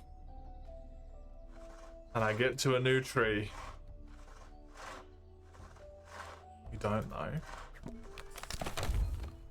Can't imagine it sounds interesting. What do you mean?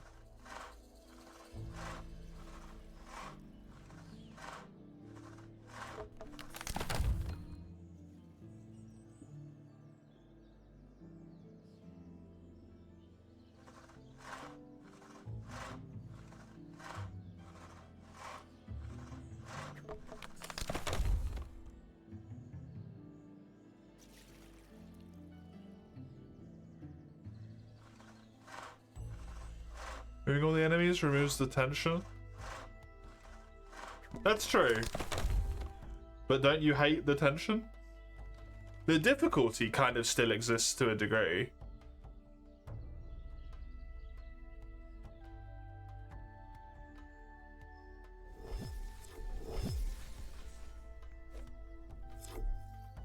Needs some tension to be engaged. But weren't you in the base with your friends the whole time, so there like wasn't any?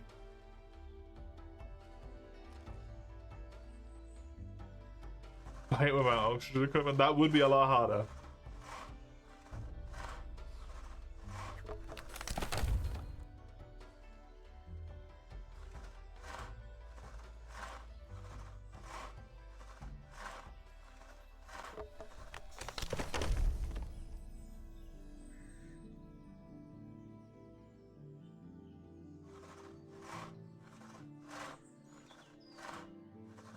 There is mods that allow you to do it.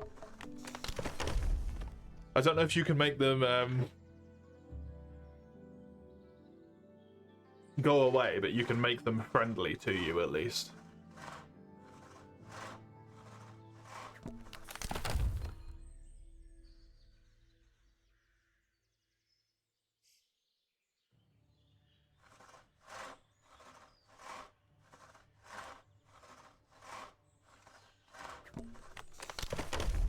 As part of your final expeditions to the final area, your stomach's dismay.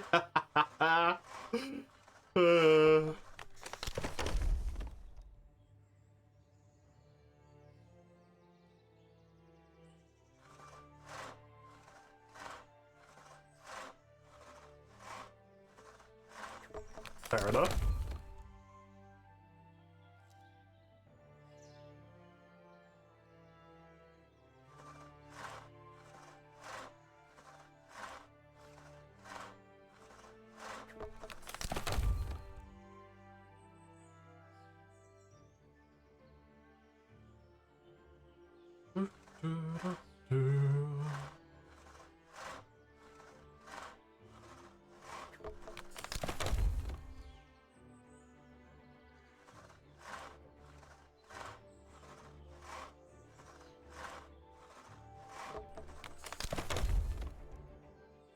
Underwater in old Sonic games for the reason you despise underwater in any video game today?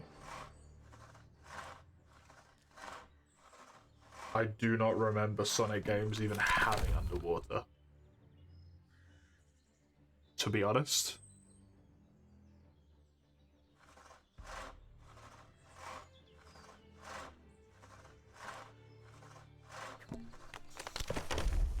I've not played Sonic at all. I haven't. Basically, the only Sonic I've played is Sonic Adventure 2. Had the infamous drowning music. Oh yeah, true! I think Sonic Adventure 2, if you touch water, you just die immediately.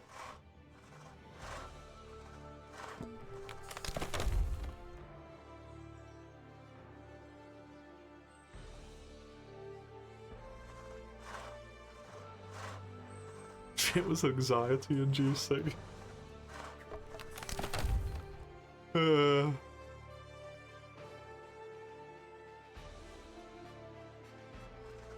really stuck with you, apparently.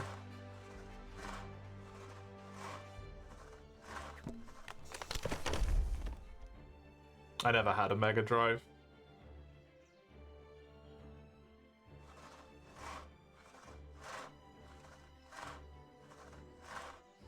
I had a SNES and a 64, and I played like the tiniest bit on I think a friend's Dreamcast or something.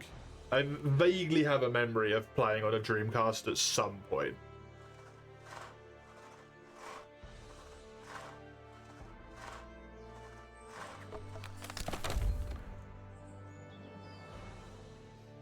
And then when I got a bit older, I had a PS2.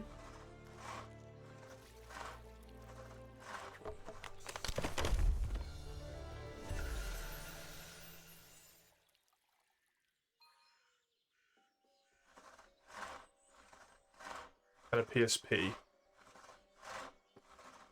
And then I found Monster Hunter and my life was forever ruined.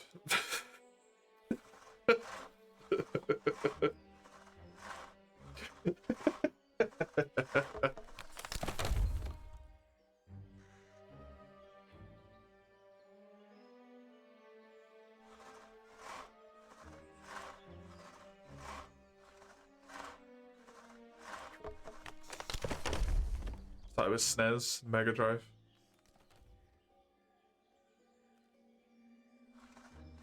Frogs now.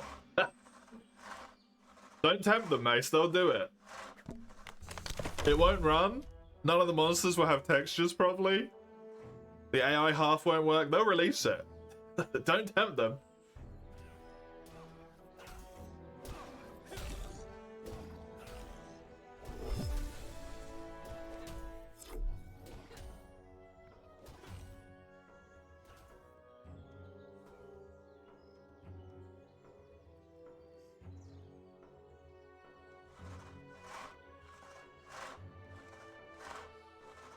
When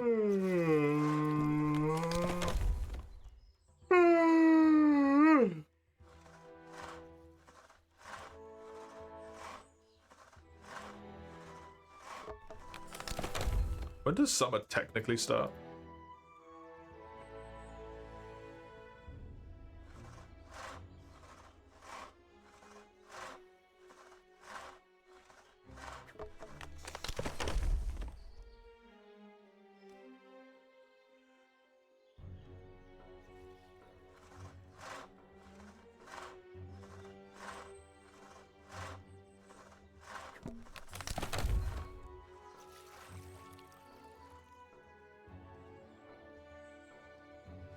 Either June 21st or June 1st. Depending on how you want to look at it. Okay.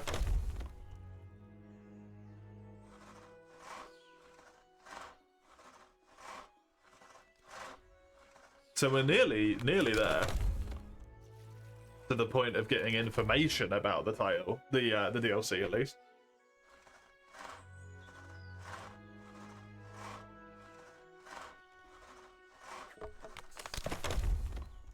I wondered if you were more interested in PS2 when you were small, if you could have gotten a Monster Hunter back then. Maybe.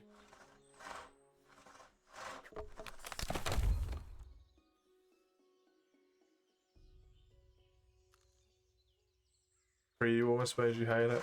You were older at that point though, right? When you're a kid, the amount of shit that you will put up with to play a game is disgustingly higher. Me now, I cannot play Freedom Unite without getting pissed off relatively quickly how atrocious the hitboxes are. I, as a child, basically soloed every quest in that fucking game. Which is psychotic.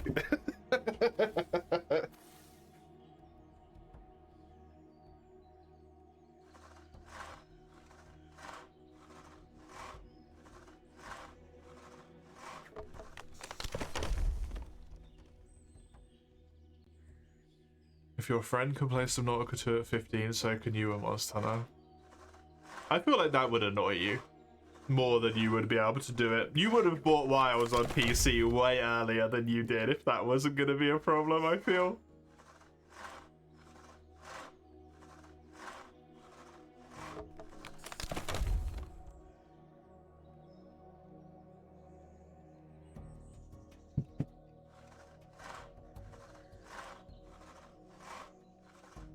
Stop using logic? No. June, July is typically when we get showcases. Yeah. That is summer. E3 months. RIP E3. You were kind of shit anyway.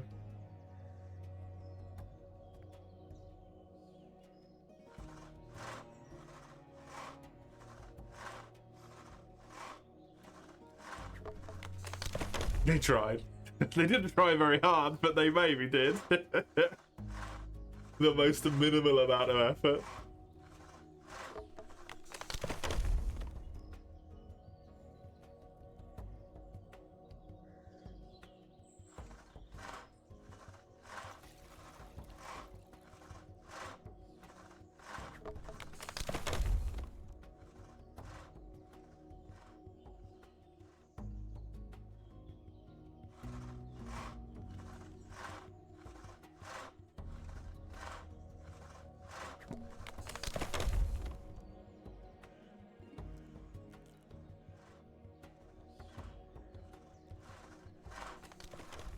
Now we have Summer Game Fest.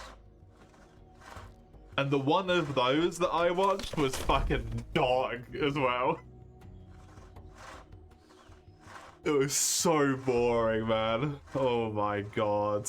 I hate game showcases so much. I think they're a cool thing. I like the idea of them theoretically. But in practice, they're so fucking boring. Too much yap? Yeah, right? It's like 1% game and then 99% two random chuckle fucks I've never heard of who have played 6 combined hours of fucking Flappy Birds in their life and call themselves gamers talking about all of them.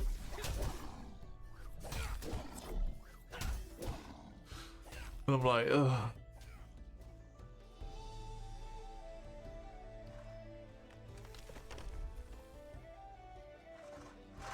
Nintendo Direct, state of play, do it best. Just slap a bunch of trailers in a row and are fucking done with it. Like,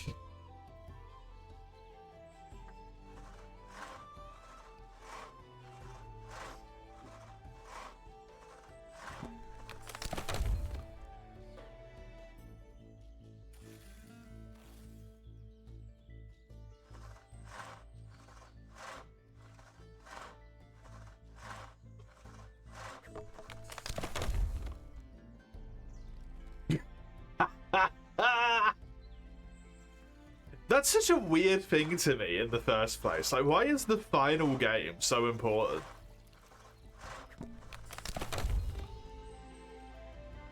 I've never considered that that would be, for any reason, more important than any of the other ones.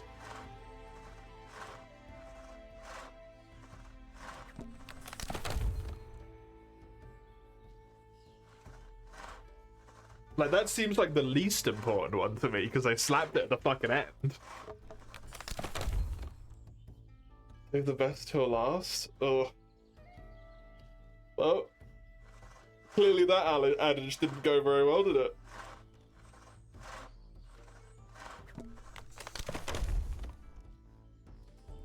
Save the metis till last?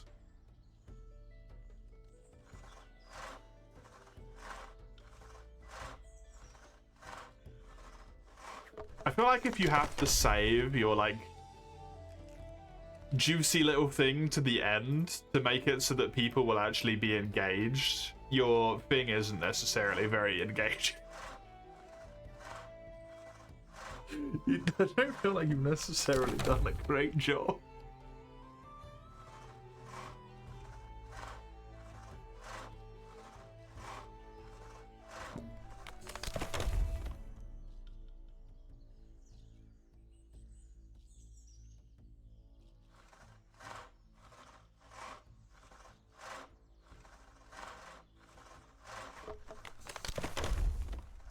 $30 Oh my god.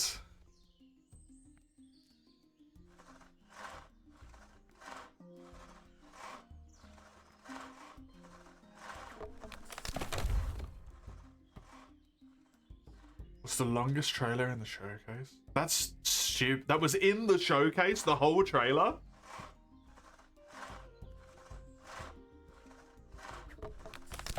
That's disgusting.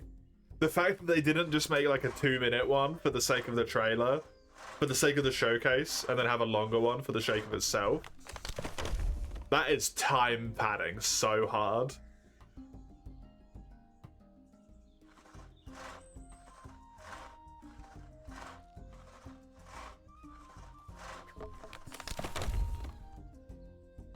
Was already over it when you found out it was a hero shooter? Yeah.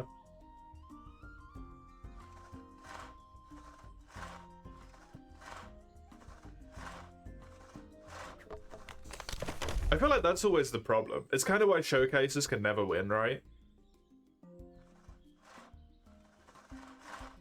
Because they put like a little bit of everything in there to interest a little bit of everyone, but then everyone leaves disappointed because it was like there was 2 things that were vaguely interesting and everything else was just not at all interesting whatsoever.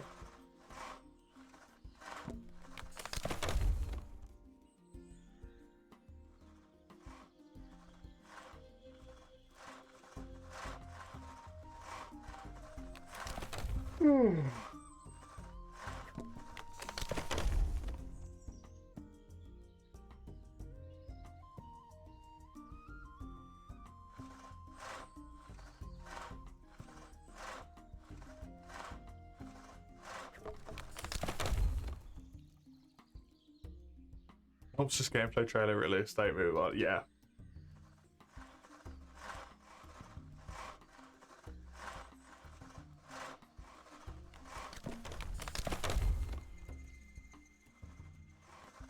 Gameplay in quotation marks, chat. Yeah, uh-huh.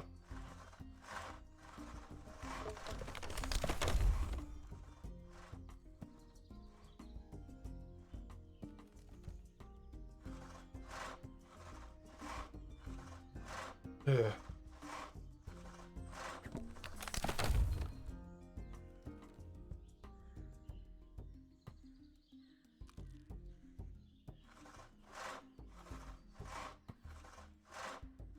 I've been paying much attention to it since Siege 2 released.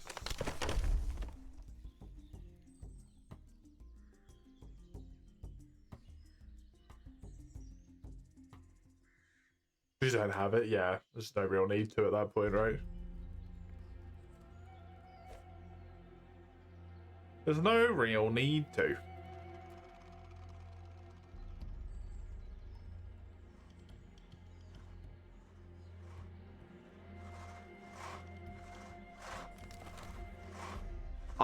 What was the trailer that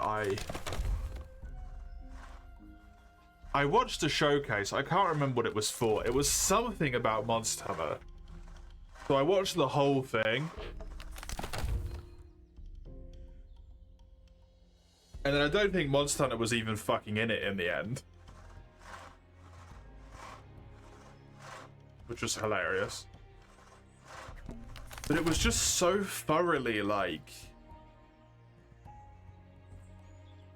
tonally shifting and jumping all over the place. It might have been for Wilds, I don't know. I think I'd already become jaded at that point, and I didn't really care anymore. I think it might have been for Rise.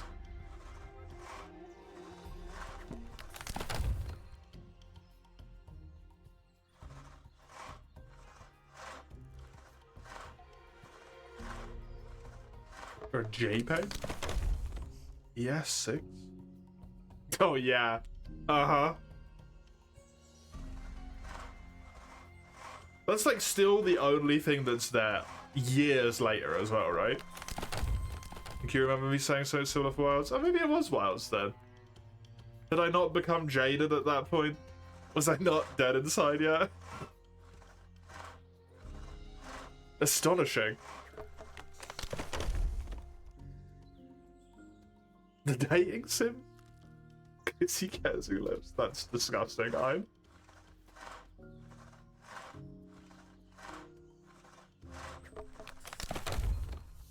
That shit does make me chuckle, though. I do like that fake trailer. It's very funny. Very, very funny.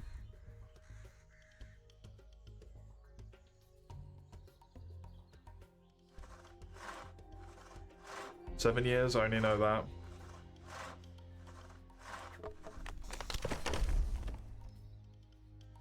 It was, if I remember correctly, like very tactically done at a time where their company was getting a lot of shit as well, right?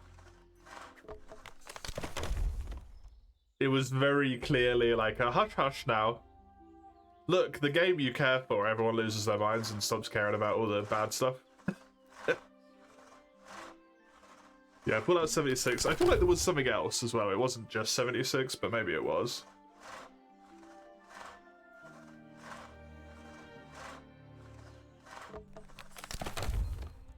It's Bethesda, there's like 100 things every minute.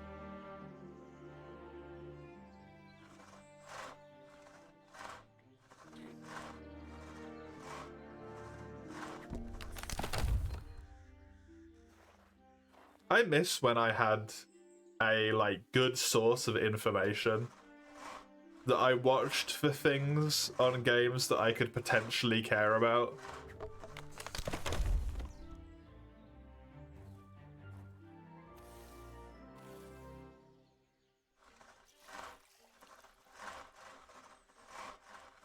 Because there's probably a ton of shit that I've missed out on that I would really love. Because I just don't want to sift through the bollocks anymore. Of doing all of those videos. All of those hours of presentations and stuff, which is just not interesting.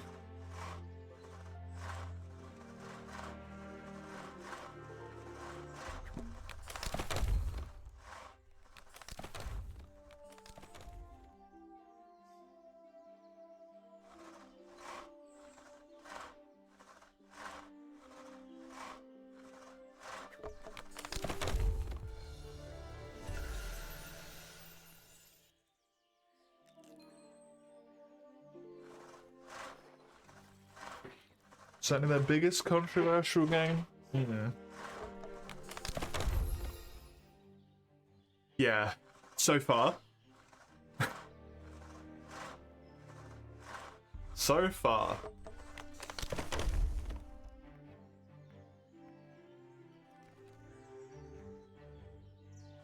What was the space one they made called? That was very, heavily mixed reviews, right? Starfield, that was it. I knew it was Star something, but the only thing that was coming to mind was Starbound. And I knew it wasn't that.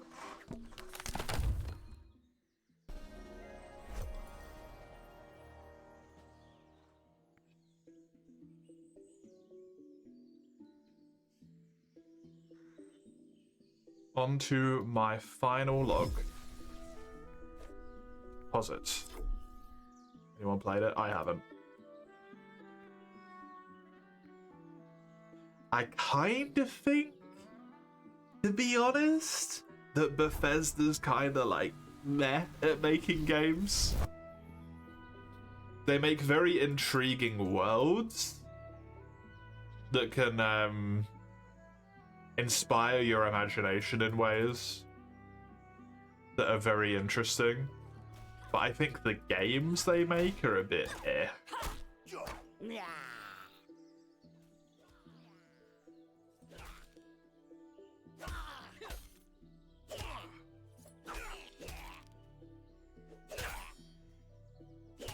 Became too complacent with like half-baked stuff. Like, they haven't evolved their formula since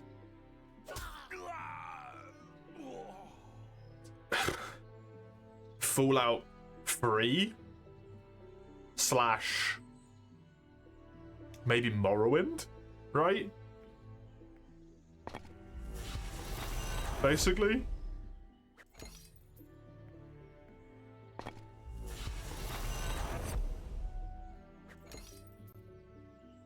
Which is kind of fucking crazy.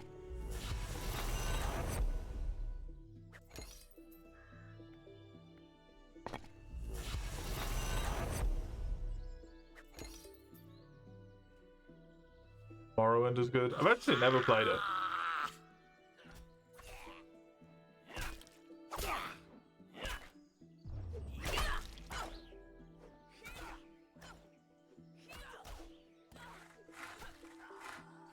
Oh, look at that speed. Damn.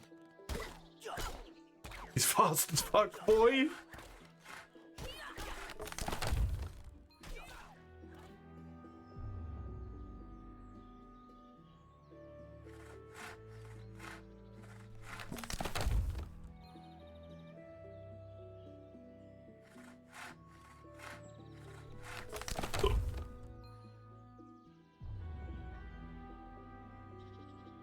But there's 4 in here.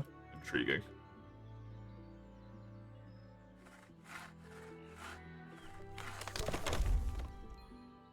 Ever since Skyrim, people have started showing more concern towards them about how their games are super buggy. Yeah. I think it's one of those things as well, right? Where it's like the formula hasn't really changed kind of the whole time.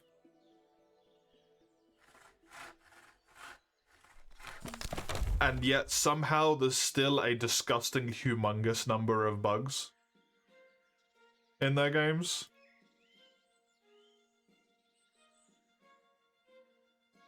It doesn't, like, it just kind of doesn't make sense, right? Oh man, these things take a long time to regrow.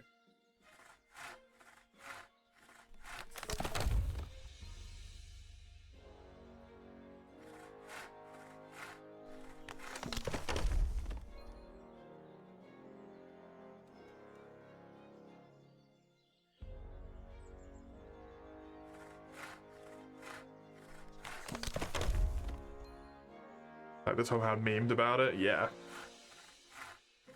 Not that they're only too comfortable about it, but like they think it's acceptable as well.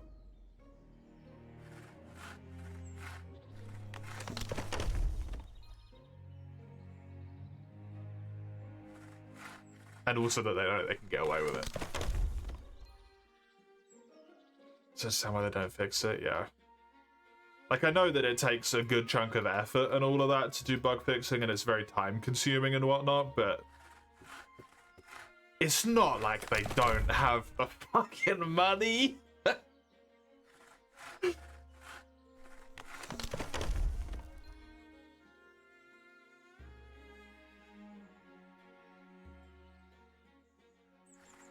That was really stupid bug still. It's the least buggy one.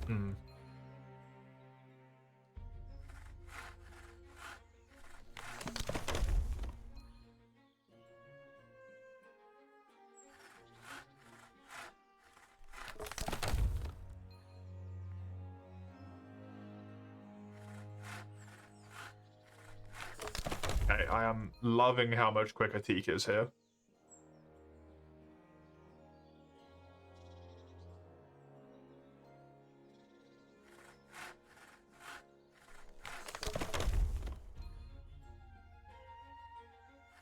To get myself a full inventory. Money doesn't fix bugs, it's time and resources. Money buys you time and resources. So money fixes the bugs.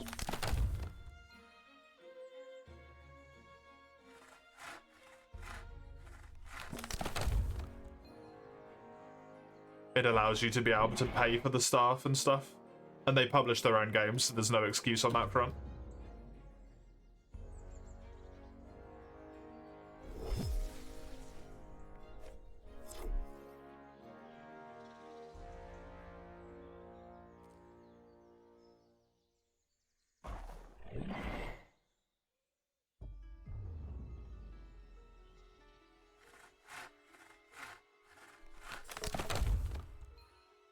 There are bugs that are not easy to fix because of technical reasons.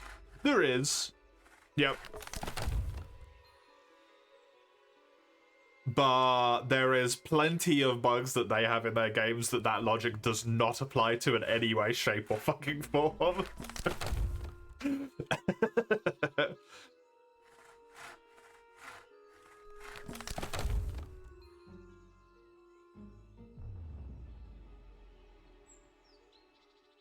Otherwise, community members wouldn't be able to fix them, right?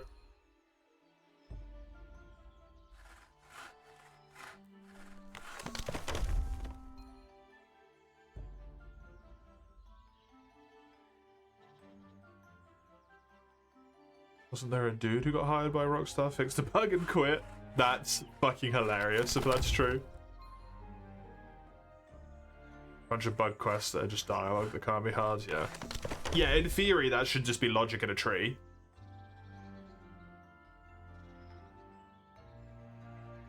Like, that's incredibly simple to just fix the logic in the tree. Unless you've interwoven it into something in a way that's just bad game design. Right?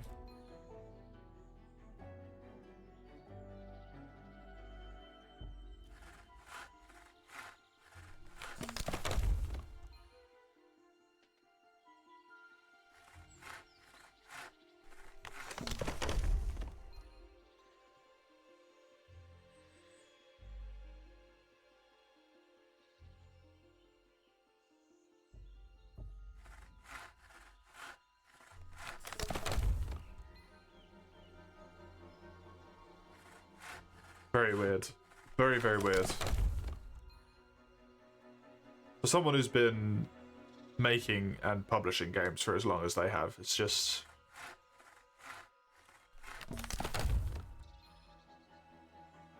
like, laziness becomes the only way you can really explain it, right?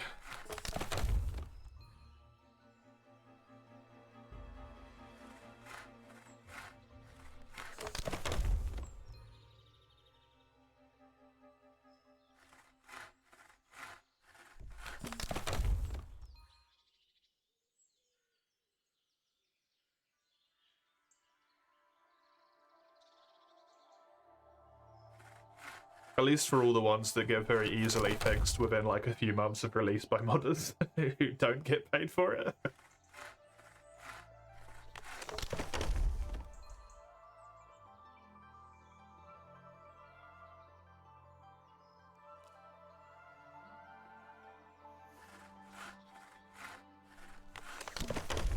It's more greed than laziness. Yeah.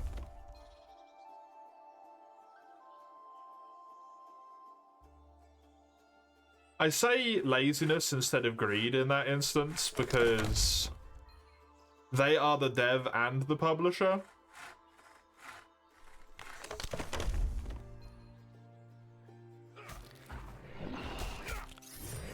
So it's them just like not fulfilling their own job in a way, right?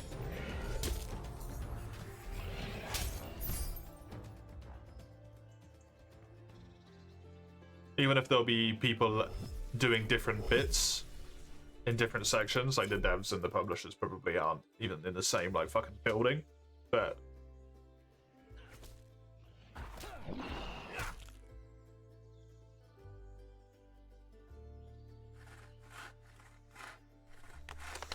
very odd.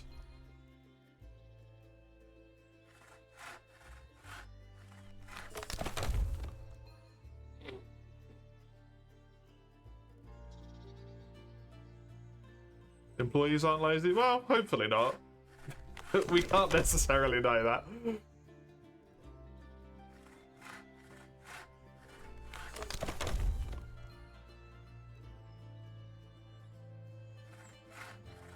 Get told to do other stuff, yeah.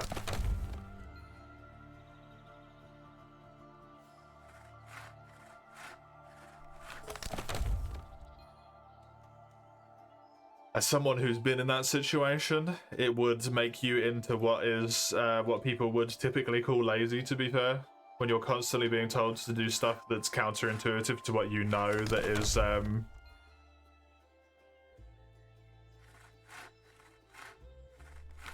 what actually needs to be done. You just like give up and just do whatever they tell you to do, right? Which is in of its way lazy.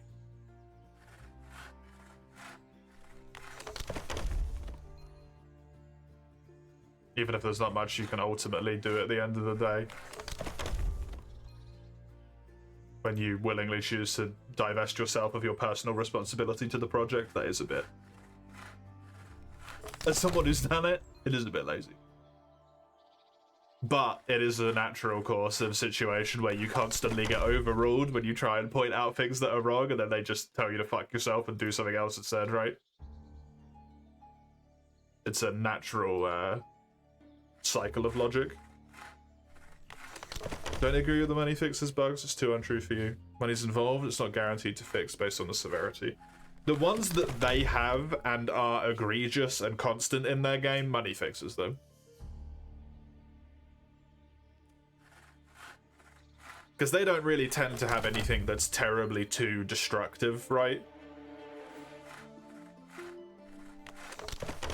At least as far as I'm aware, I don't think there's any fucking, like, crash the desktops or, like, crash PC even shit going on in that game. It's just a lot of dumb stuff, like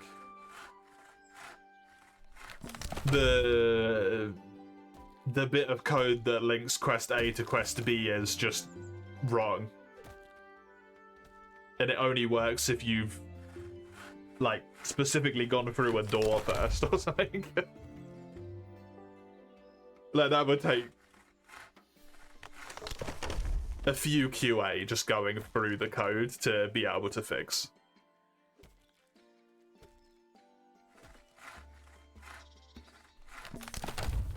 Or it's proof of something that is endemic at the company.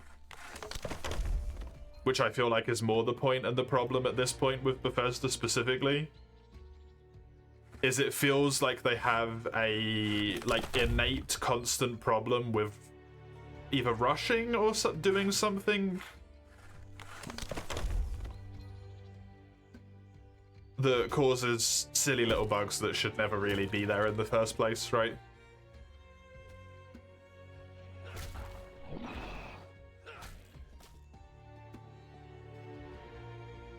It's hard to figure out because a lot of the things that they have that are wrong just, like, don't make sense.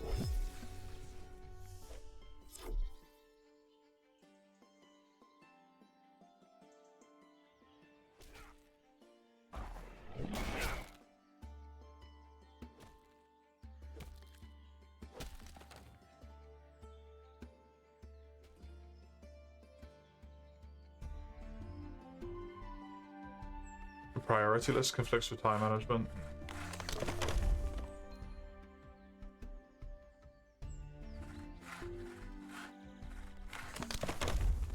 I think if we live in a world where companies get to constantly complain about ballooning costs of game development and all of this bollocks that they complain about, which they kind of put upon themselves for the most part. Although the cost is more expensive, they also put a lot of it on themselves. Simultaneously, they don't get to do lack of good time management and then release a game that's buggy and unoptimized. You don't get to have both, right?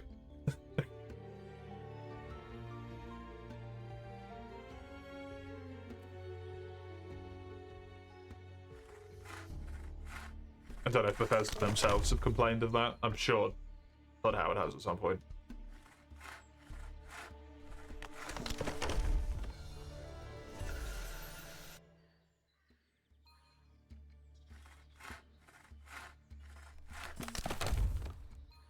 What really needs to happen is that people need to start, like, informing companies by not paying for their games that they're not going to get away with it. But that's not going to happen.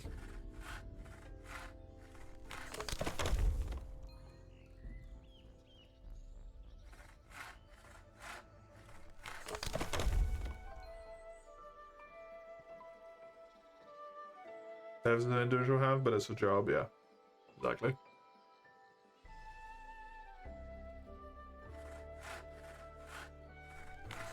Which is why the best Bethesda games aren't made by Bethesda.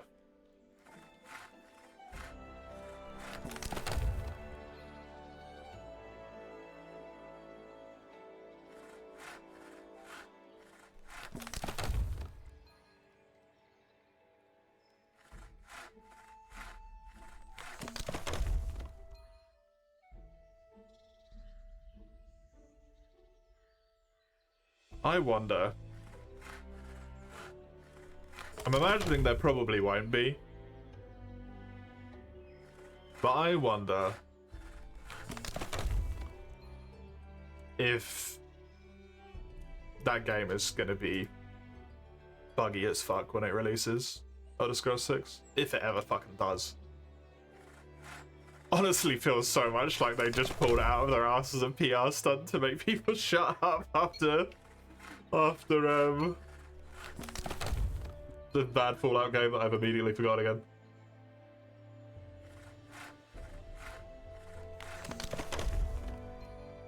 I don't know if they'd even started working on it necessarily. So many articles from ex-company devs sharing shit experiences, yeah.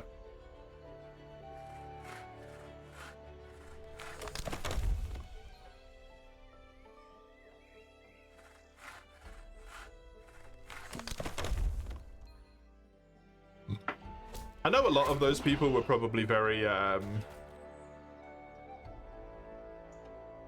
maybe like older workers who didn't know and stuff.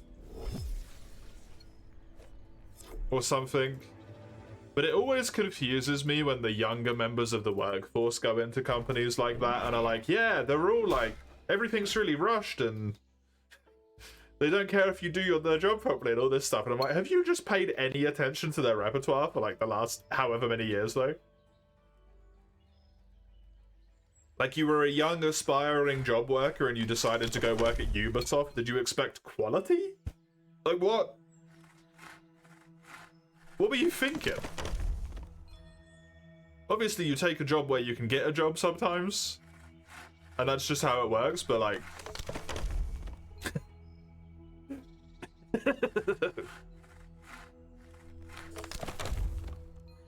It's like someone going and working for Blizzard now and then being like, yeah, they're gonna be good, right?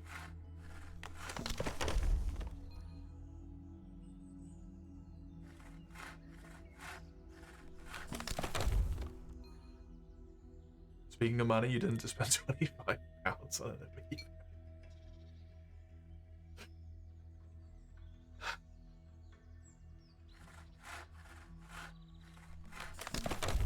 The clown emote is very appropriate, I feel, Odie.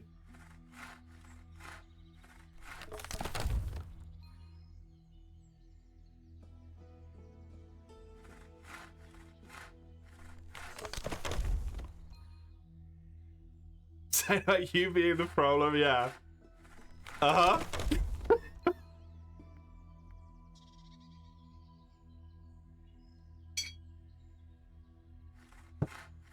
You don't say? You don't say. Every game is bad. They're putting everything into Elder Scrolls 6. No one gonna be able to run Elder Scrolls 6 because it's 5 gigabytes big. 5 gigabytes? Like 5,000. No one's got the disk space to be able to load it. You need 3 PCs at the same time to run it above 2 frames a second.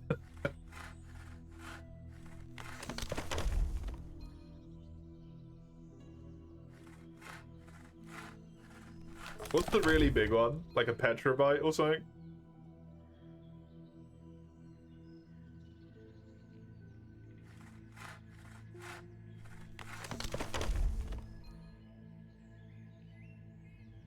Petabyte, right. Oblivion Remaster is 125 gig, yep.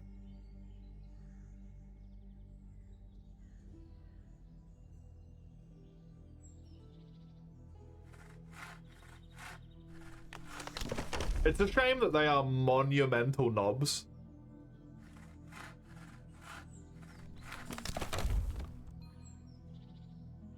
Because that is one of the few things I actually maybe would have been interested in, but I refuse to give them any money.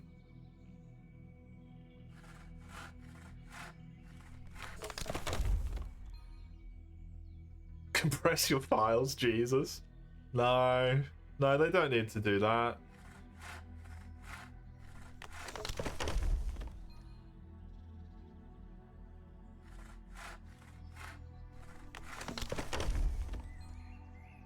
Arrowhead did, and that makes them the exception.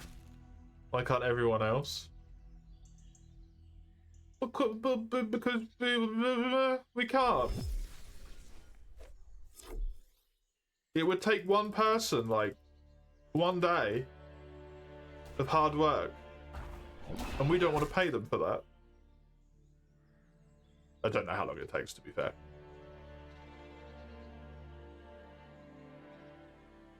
More than one person one day.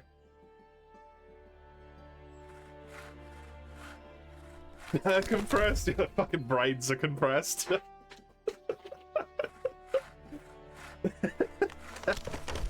How do you make 8 gig 125? Like, it makes sense that it's more. It makes a lot of sense that it's more because the textures are way higher quality, right?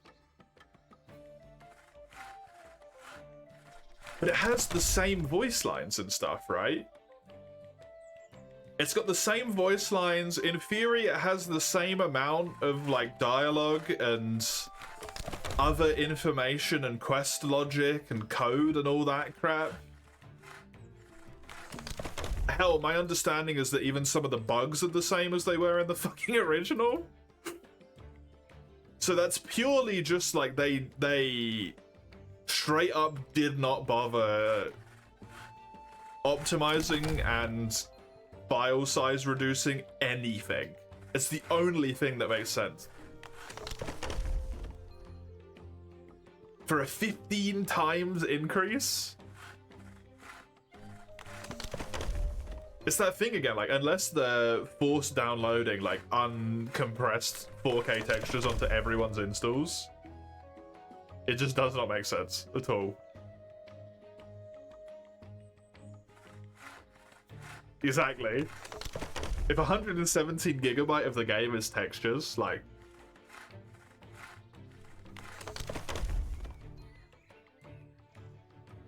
Clearly it's spyware and Bitcoin mining. No, they shut Dauntless down.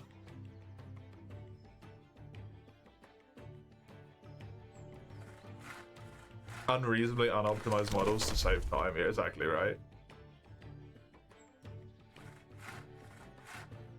Releasing it on Switch 2 as a game. Keep the Switch to 250 gig of memory.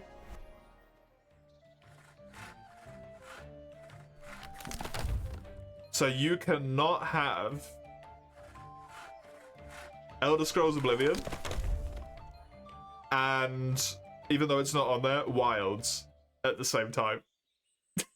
That would be too much space. That's where we've got at this point. That's where we're at.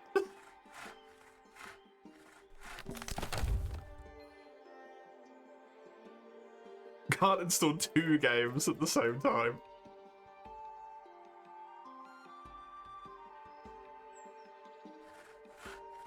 Shit's fucking crazy.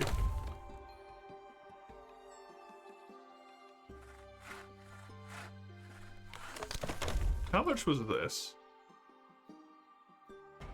No.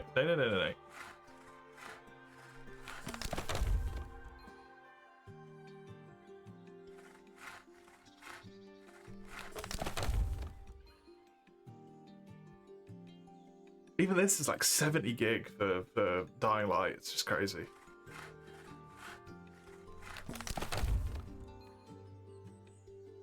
It's not like game companies are entirely the fault with some stuff. People over expect stuff instead of having fun. Oh, 100%.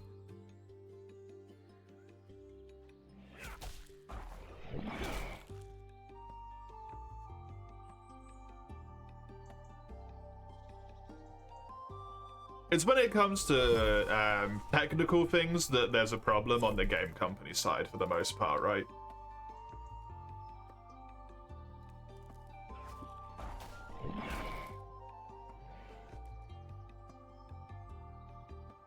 If there's someone expecting the 17-year-old GPU that's more dust than fucking electronic components at this point to play a game, then clearly that's not the company's fault. But to unfortunately use Monster Hunter as an example, when it's my brand new, like, 5080, and the game runs at 40 frames a second in a brand new, like, $2.5 grand computer at that point in time, like, you fucked up. That's not me. You've done hacked it.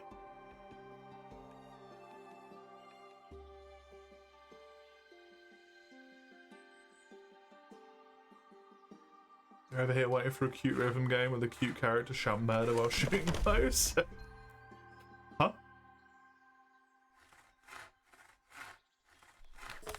The Wii U had 8.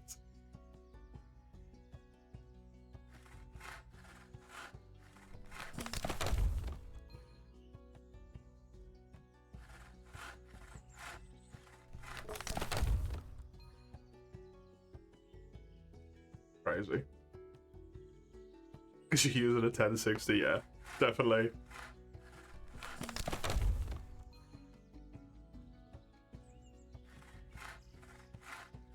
When people are below the recommended spec, and then it still won't run, and they're complaining that it's running poorly, it's like, really, you only have yourself to blame here. It's when it's above, when you're clearly above the maximum, and the game still runs like shit, and then people start immediately defending the company, being like, well, you know, it's modular and all this stuff, and I'm like, I mean, if we can't blame them when they do it wrong, but we can blame people when they're doing it wrong, then, like, we just lose in the long run, is the problem here.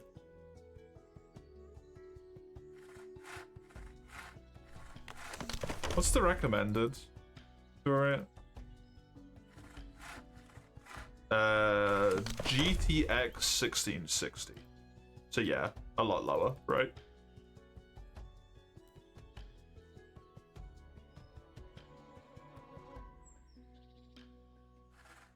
To download Warframe without a memory card because they compress their files, yeah.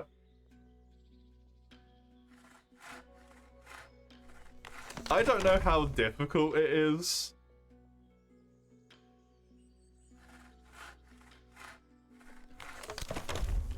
to compress files and still make them work in a game sense, because I'm not a developer. But with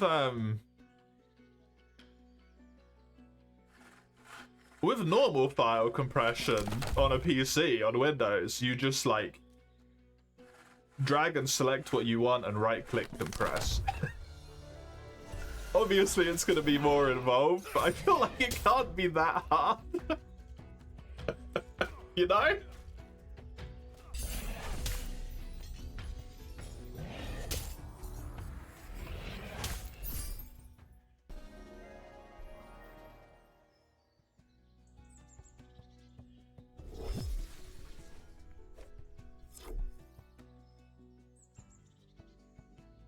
Kind of shit's what bloated the negative.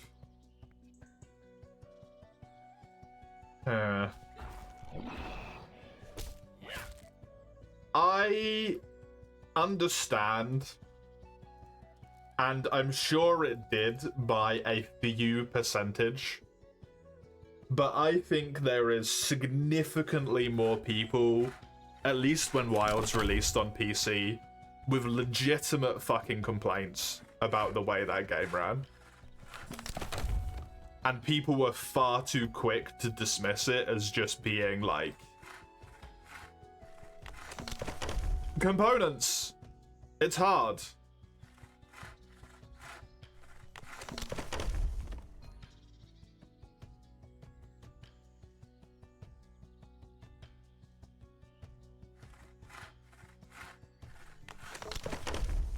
Saying it was bloated by the invalid ones.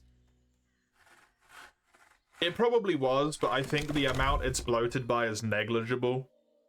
And to kind of bring it up doesn't necessarily reduce the effectiveness of the point of the main ones that did have an actual reason, necessarily, but it makes it feel like you're trying to reduce what it actually was and how bad it was.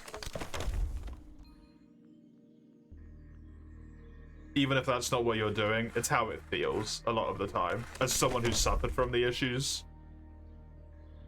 Even if I, like, logically understand where you're coming from and I agree with you, emotionally it's very much like, yeah, well, but fuck you.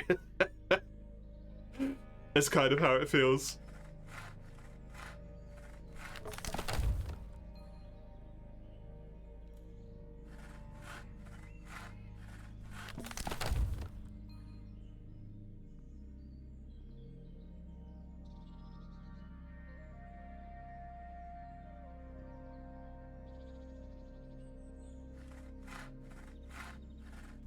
Am I going to switch to combat in a bit? Yeah, I'm thinking I might do it on the hour.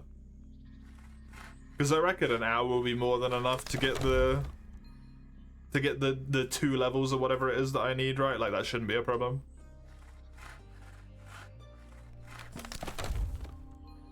I hope. I hope.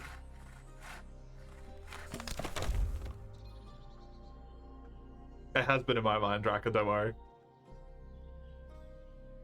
97, if I remember correctly from what you said. So I need 2.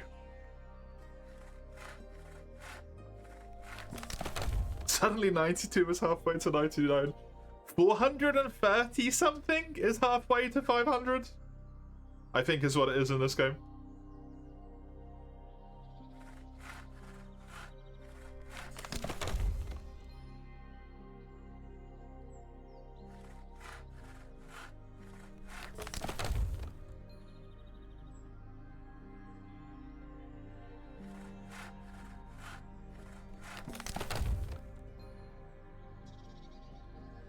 Just before 6, you don't know what it is with milestones. I feel like I've seen 430 something, you know?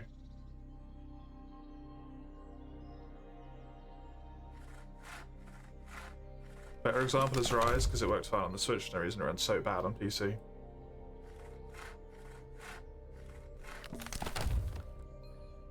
It's easier to optimize for consoles because they're all the same. Yeah.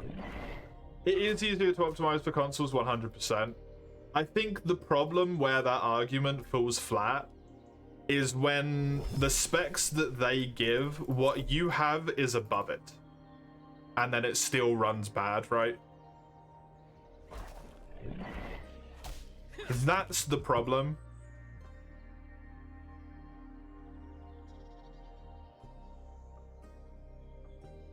And that argument is what always gets pulled up whenever you're above recommended specs, and people are like, well, it's PC and different bits interact differently and all this bollocks, and it's like, it doesn't fucking matter. Like, to be like rude to a degree, like, it does not fucking matter. If I'm above the minimum recommended specs, unless there is something significantly wrong with like drivers or a patch, or Nvidia has decided to make their cards destroy themselves again because they feel like it, and that's how Nvidia rolls, right? There is no real reasonable explanation of why the game is running at 40 frames a second.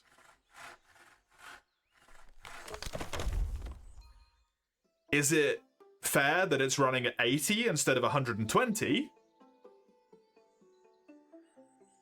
Because bits and bobs and all of this stuff? Yeah. That I understand, you know?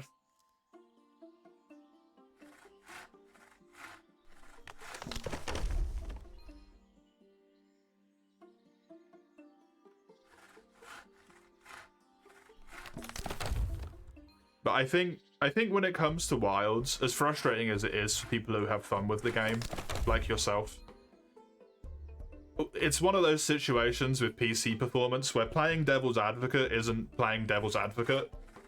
It's deep-throating Lucifer's cock, right? The argument you're trying to make is nowhere near the same level of severity.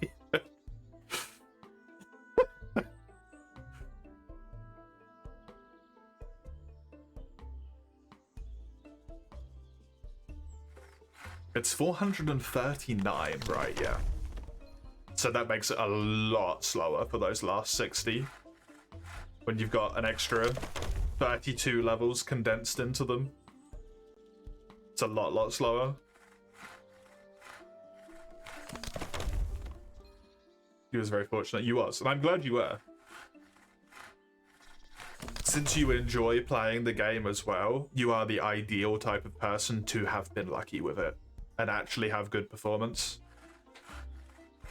It is so much worse, to a degree, for when someone legitimately enjoys the game and they can't play it because it just has bad performance, right? Than someone like myself. I enjoyed it, I had fun while I played it, and then I was immediately very done because it wasn't necessarily all that engaging for me.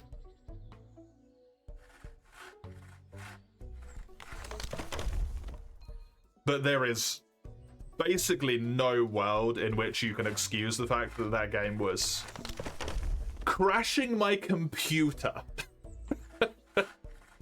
And I am an extreme case for sure.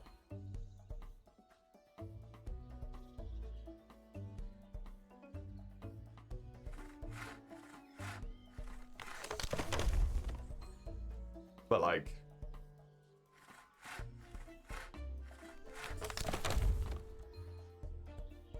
when you whip out the PC parts logic on that one, it's like, no. We can't simultaneously blame people for attempting to run the game on shit hardware and then make excuses for the company when we're on better than recommended hardware.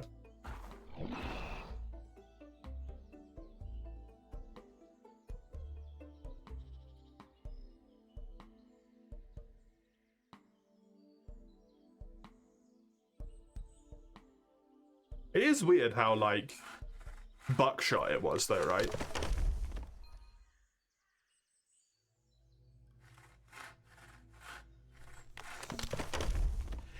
You didn't, but this is the thing, right? People are not purely logical creatures, they are emotional. And when someone's having a discussion about the fact that the game runs poorly for them and they are legitimate hardware, and it turns into talking about the people who have illegitimate hardware, it's not the fucking point. Did it bloat the reviews? Like you say, 100%. There's definitely like 1, 2, 3% worth of review score in there. But what it feels like is a sidestep of the issue to pretend like the actual issue doesn't exist. To say like, these people are the problem.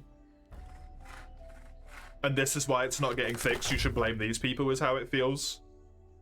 Even if that's not what you're saying. You know?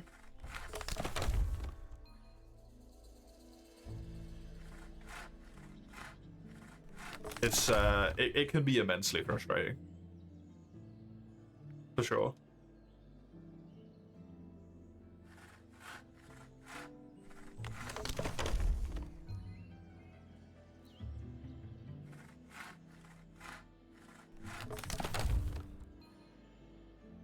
If it wasn't for the fact that I put like 20 hours in it to complete it, I probably would have refunded that game for bad performance.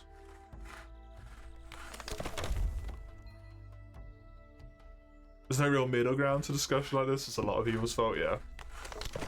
Exactly.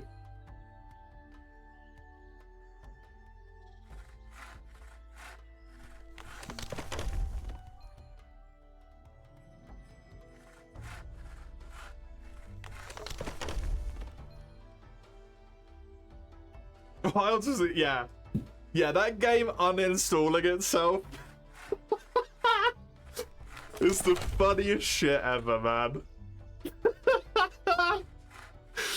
Oh my god. Never in my life have I ever seen a game uninstall itself from someone's computer. Never in my life have I ever heard anyone mention that.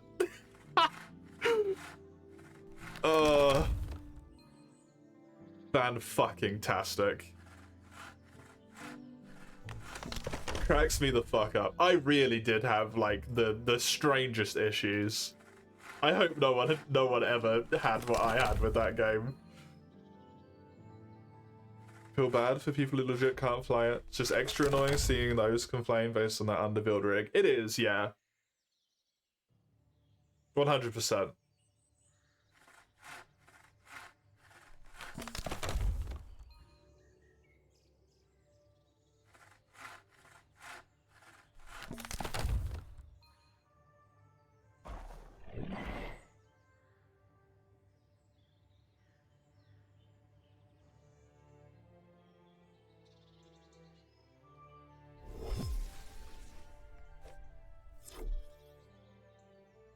Yeah, I'm not the only one, sadly. I know I'm not. At least in terms of the crashes. I don't know if I've ever seen anyone else talk about the fact that it uninstalled themselves. I've definitely seen other people talk about the fact that the game would crash to desktop every few hours, or crash to operating system every few hours. I've seen that one quite a lot. Really? There is other people that it uninstalled itself for? I feel so bad for them, but it's so fucking funny. Oh, amazing. I've never had that with any game in my life. People claim it's a Steam issue. Take that where you will. It probably is ultimately a Steam issue, but it's one of those things to me where it's like, it's the game's fault. Because it never would have been a Steam issue if the PC didn't crash because of the game. Probably.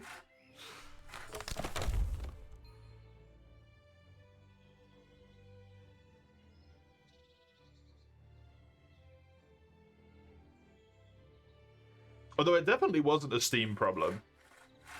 Because I looked in the install folder and the files were not there.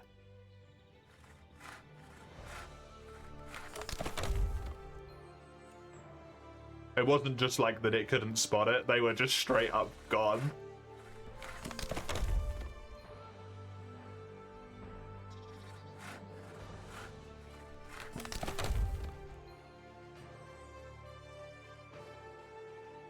Steam manages them.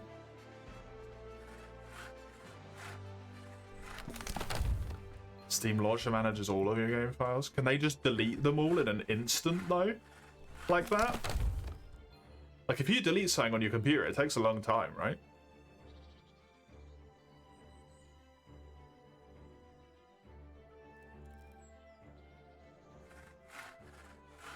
True. True, I suppose.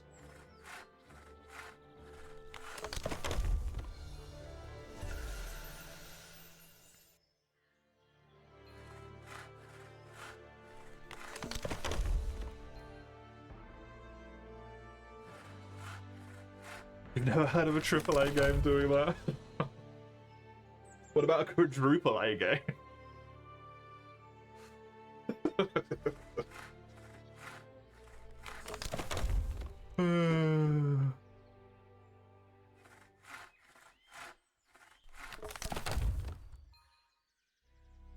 I even actually fucked around with my Steam on that one. I remember.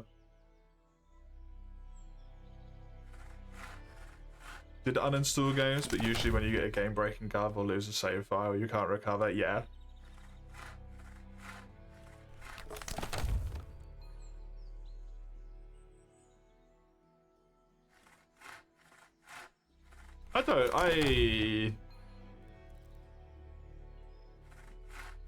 I uninstall stuff more often than I probably should. Because I fill my drives quite quickly. Because I've got a bunch of stuff installed to be played for September, right?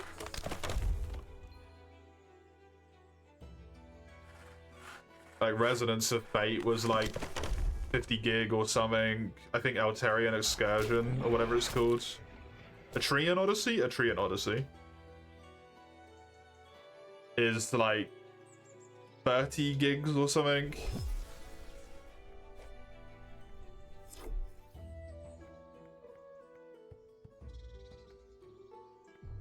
Oops. Oops. Let's teleport over here.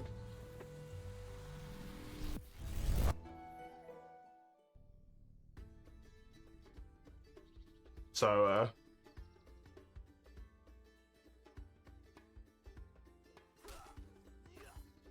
there do be a lot.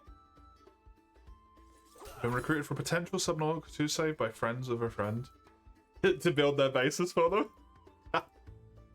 Gonna get you killed so many times. Probably. Probably. That probably will happen, yep. Not gonna lie. I do not know how to play JRPGs well. You will perish. Wilds is Wilds, yep.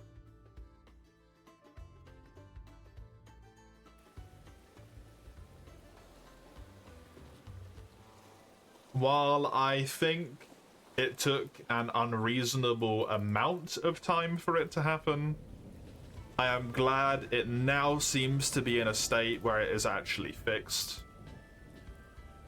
Even though I do personally still believe that there should be some sort of punishment for what seems like intentionally deciding to release a broken product and then working to fix it up after the fact.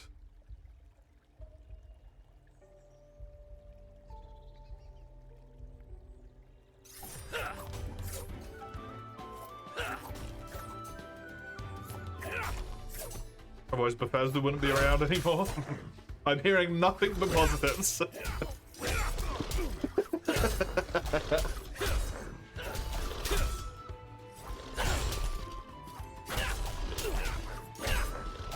Well, that's only things was illegal. Yeah, it was. EO's known for its difficulty. Then again, so is Resonance of Fate.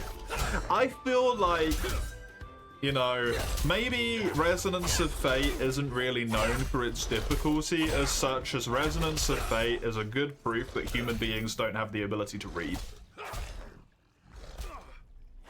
If it would make their life 2% easier, they still wouldn't read. If it made their life 100% easier, they still wouldn't fucking read.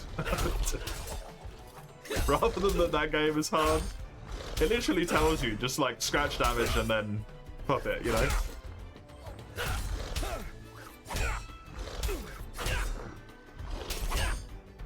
Who knows, maybe a Tree and Odyssey's the same. I'll read the tutorials and then it won't be as bad as it is for like 50% of the firebase.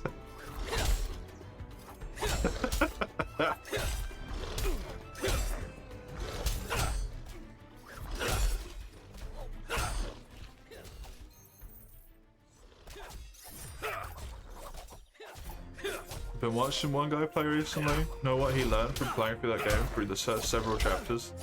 Don't use hero actions. Honestly, I can understand that. Well, it's made it back to mixed? It did, yeah. And then the expansion's gonna come out and it's gonna get all the way back up to very positive again.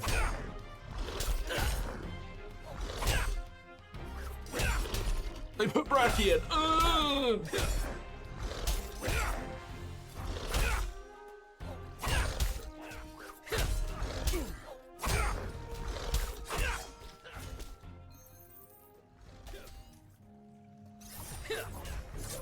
That was too very negative. Is it very negative overall or just recent?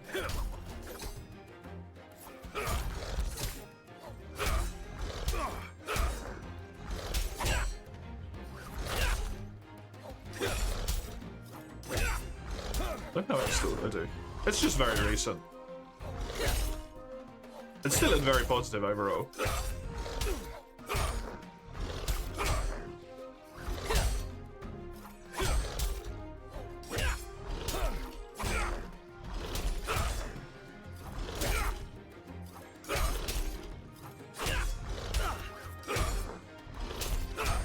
To a degree, at least a few of the reviews which I've read that were on there are like legitimately well worded and well like thought out and explained. Obviously there's a lot of them that are just bollocks, but there's a lot of them that are quite valid actually. It just happened to be that that one patch was like the tipping point, seemingly.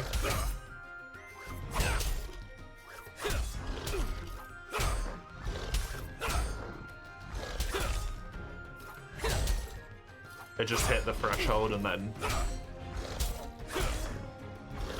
Which is how it tends to happen, right?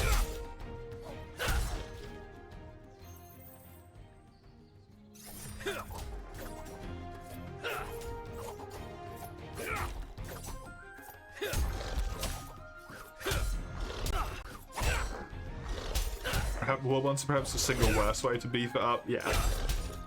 Yeah.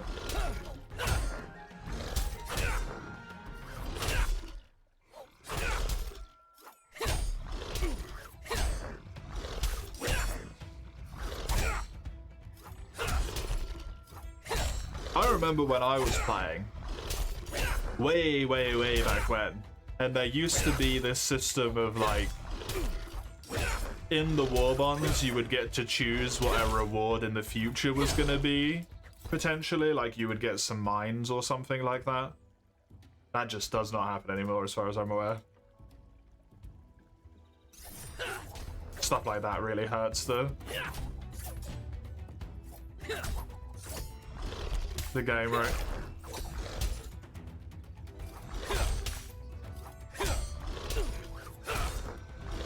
Because it removes a lot of the excitement. Like to see them put out more warbombs, like the assemble one that are large, free and interesting. Oh, definitely, yeah.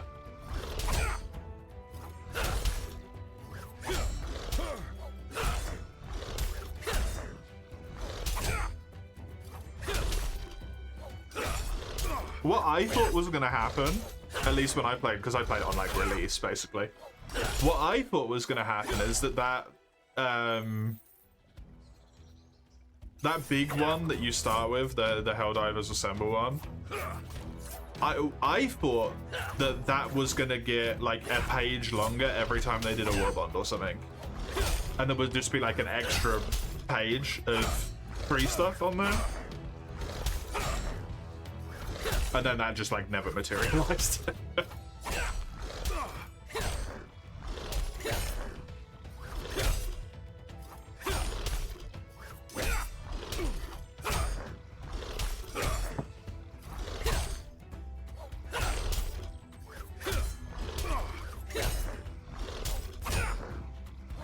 All the war bonds are free.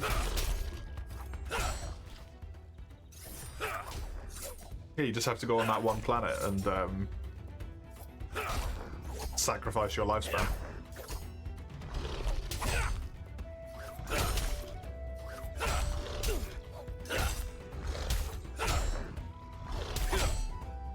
You just played a shit ton. That's not the normal way that people get them all up though, is it?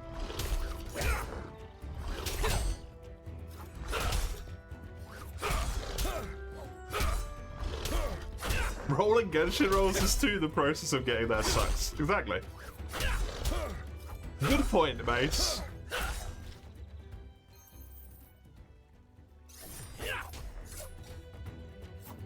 There's a line. There's a line of me's waiting to yell at Oni. It's all of my Monster Hunter characters over the years. All in a row. It's like...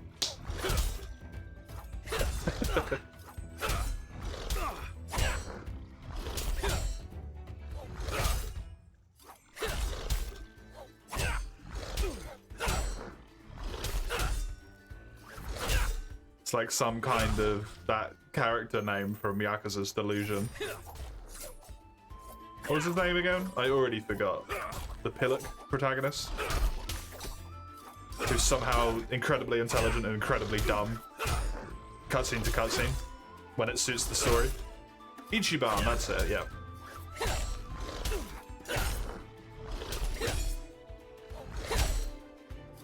Play a fuck ton for the super credits, grind slightly less hard, but significantly more boring or pay, yep.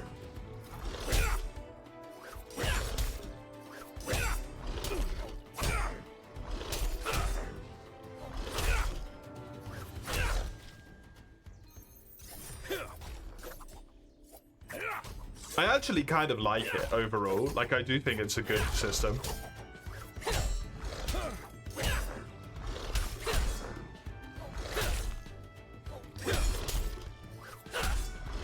But I think with the sheer number of war bonds there is now,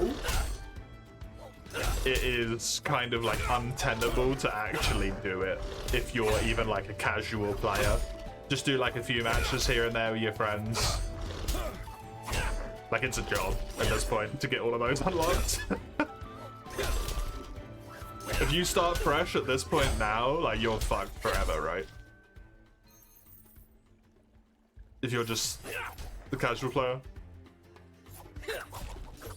You are boned. You and your friends do all the POIs, take the actual days, yeah.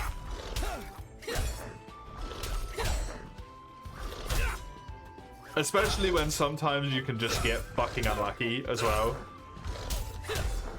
You can just go like a few missions without finding a single super credit. Even if you hit every POI.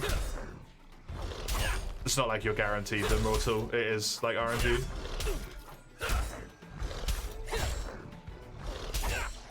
Obviously with RNG, ideally it should average out at some point, but...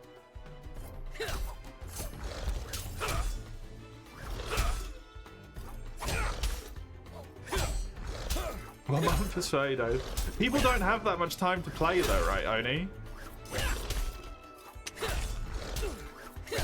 People who just want to play a little bit of Helldivers, like once or twice a day, do like 1 or 2 dispatches with some friends.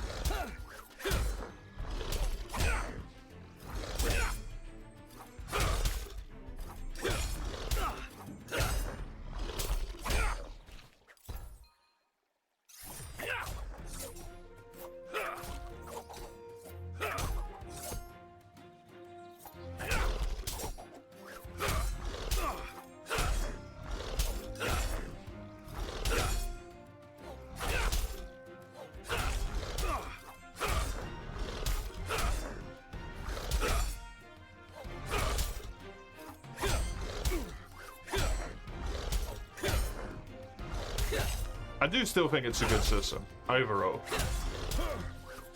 But I think it got bloated to the point of it being, like, too much.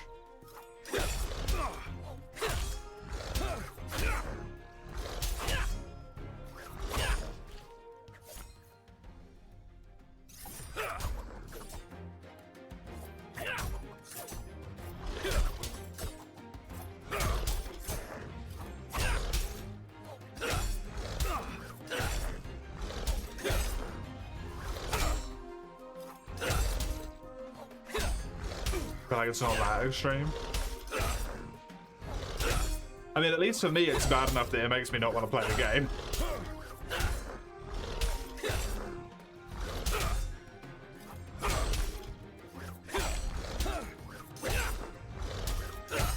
Because even if I have a like period of basically like hyper focus where it's the only thing I play for a hot moment, because it's been X number of months since I played it last, even if I no life it that entire time, I will not catch up.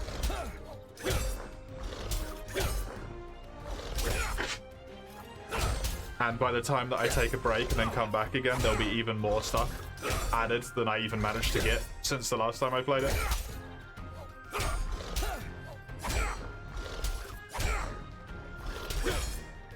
I don't think it comes down to an individual's patience.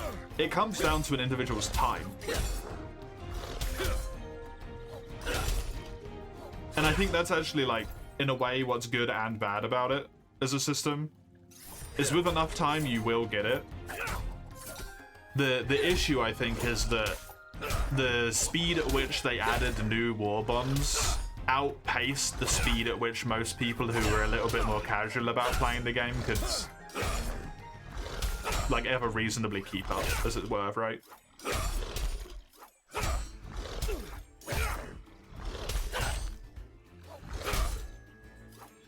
Whereas it should have been more ship upgrades and interesting ammo choices to get unlocks for the, what do you call it?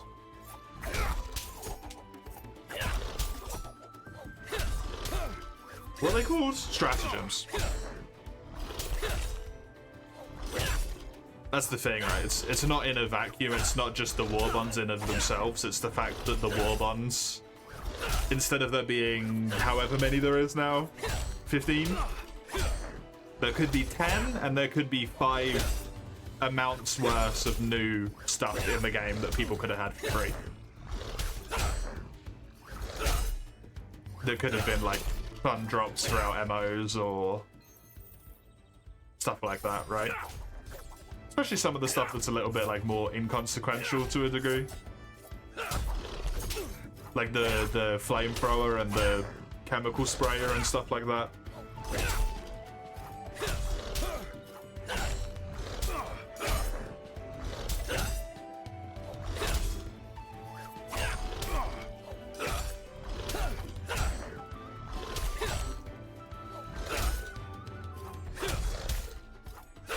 You play it solely for the goal of getting the credits to the bronze, you're bored so quick. Yeah, that's what happens to me as well. When there's something more interesting that I see in the tree and I want to unlock it, and I'm like 300 super credits away or something, and then every mission just becomes about me trying to get the super credits to get the thing unlocked, it kills my desire to play so fast. Instead of working towards like an interesting MO or a ship upgrade or something like that.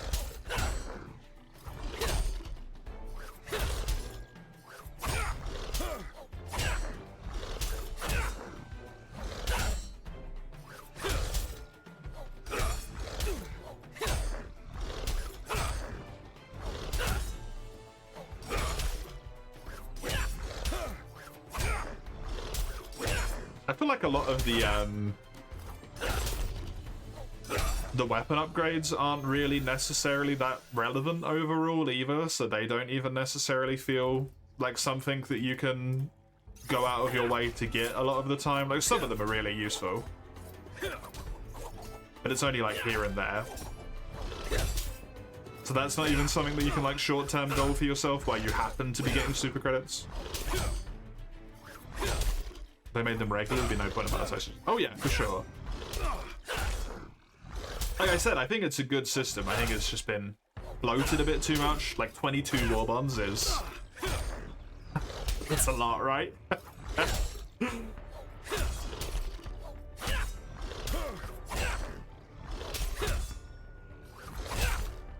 That is a lot.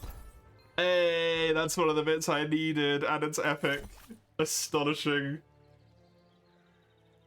So other than the shield, Every single drop I've got here, or I've got equipped, is on this place. That's really good.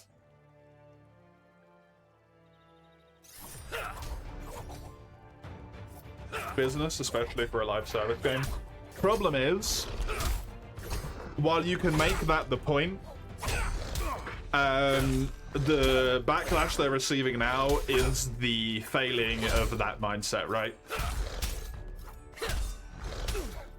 They've been focused on the business and the making money, and they've not been making their game fun, which means they make no money. So it doesn't work.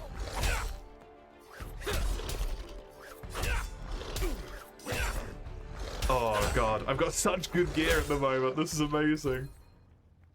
This is astonishing. Oh, fantastic.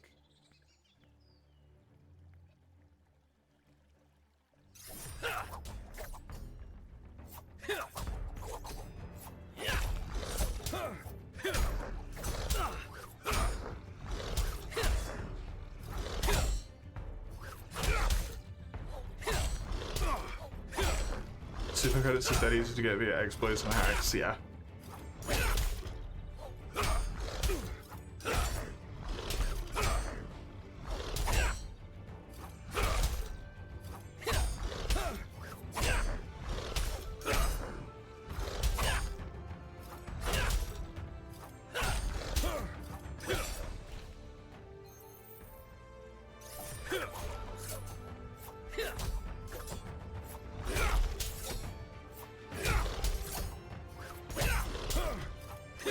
You know, now that Mace has almost directly made the comparison to gachas, I think that's the thing about it that I don't like.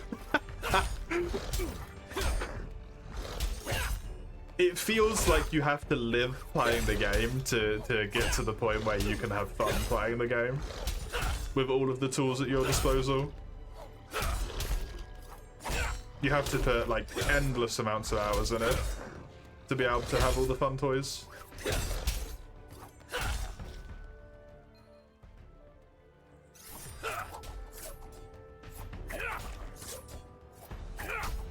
And it's not something like Monster Hunter where it's just like slow drip.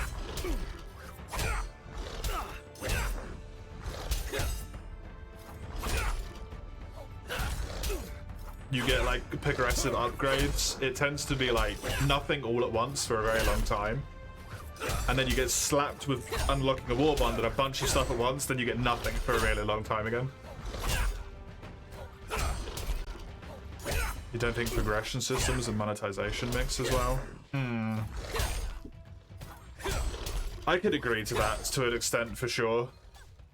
Because typically what happens is the progression system becomes like much longer and grindier because of the fact that they are kind of to a degree incentivized to make it unfun to do without you paying for it.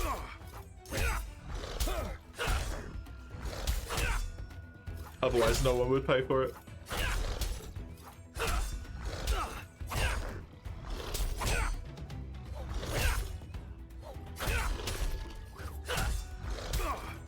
It's different from your PoE. Strongly play games to enjoy playing the game. A big thing for me that I enjoy playing a game for is having something to aim towards in the game to do. You know? Which typically is progression. In terms of like making the story move forward, trying to get to the next weapon upgrades. That is a core and very large part of the fun. It's why when I'm done with Monster Hunter, endgame isn't that enticing. Because there's nothing to work towards anymore. I've got all of my gear, I've done my goals that I've set for myself, I've completed all the quests, you know. It's still enjoyable. But none of it actually feels like I'm going anywhere anymore. I'm just playing for the sake of playing, and it's fun, but it's not as fun as it could be. You know?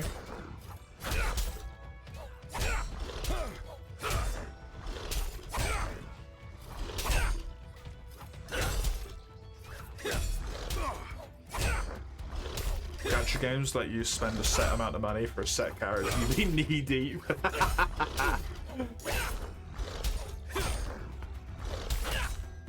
Technically. Depending on how the pity system works, they do.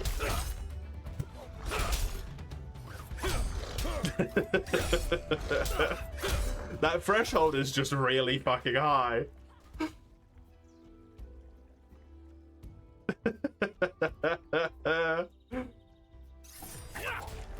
Even then you tend to get a 50-50, yeah.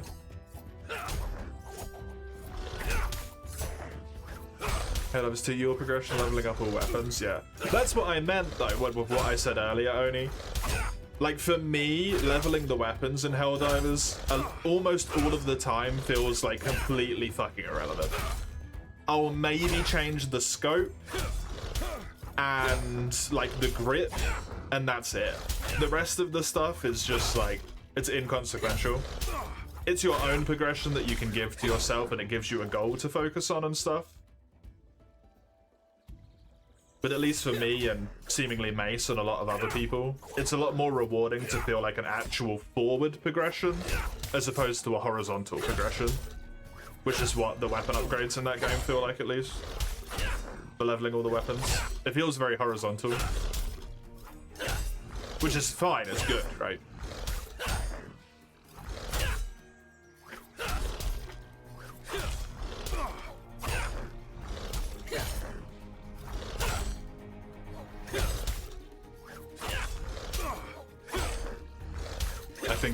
I think it's actually really good for game balance, specifically that it's horizontal.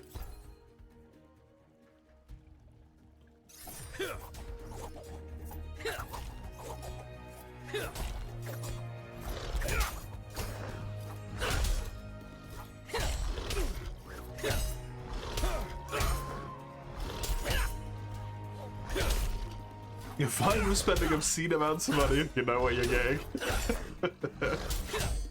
You do know what you're getting, Mace. It's crippling debt. Woo!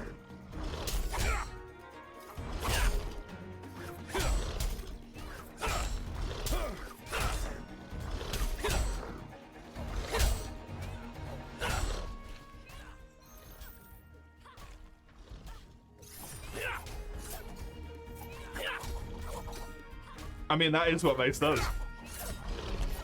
To my understanding. If there's something that Mace really wants.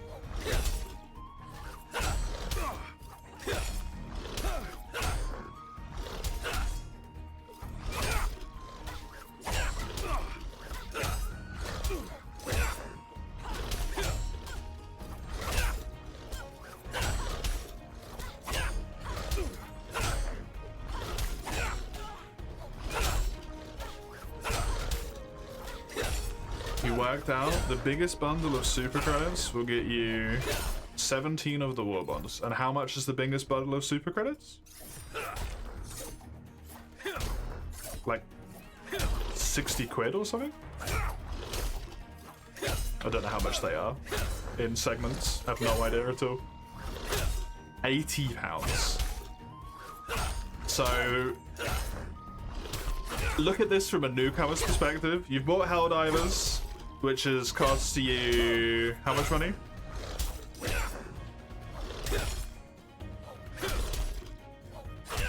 €40, which is 35 quid, right? Now, if you want to access everything in the game that you've just paid for to play it all, you have to pay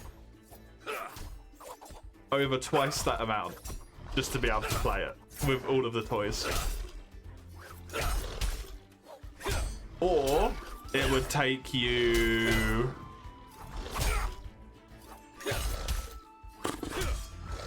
how long do you reckon?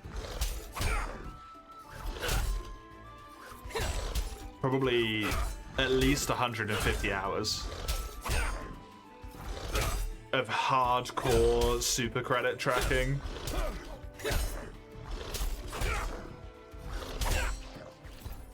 And all that stuff, right?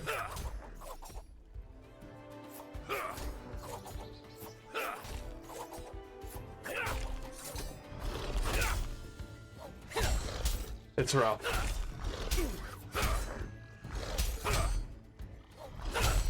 It's why I feel like some of the older stuff should be cheaper.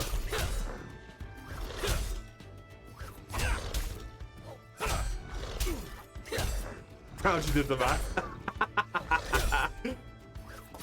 Well done. Well done. More than half the current cast is DLC, yeah. It is the real and very annoying problem with this live service slash pseudo live service method that games are employing now.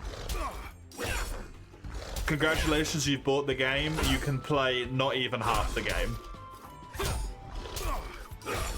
Right? I get it.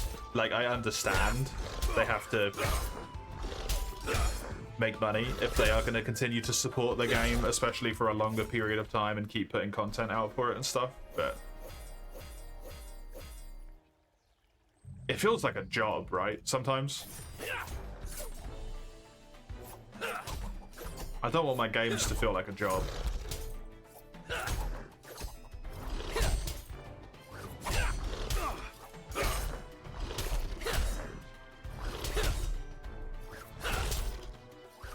What? What even is Dead or Alive? Isn't that like the Booba volleyball game? It's like the only thing I know about it. Is that what that is? I have no idea. It's a fighting game? Oh, okay.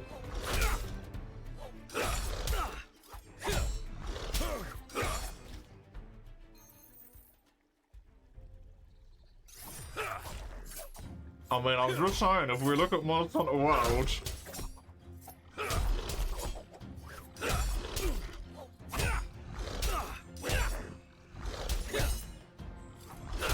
all the DLC for Monster Hunter World is 541 euros.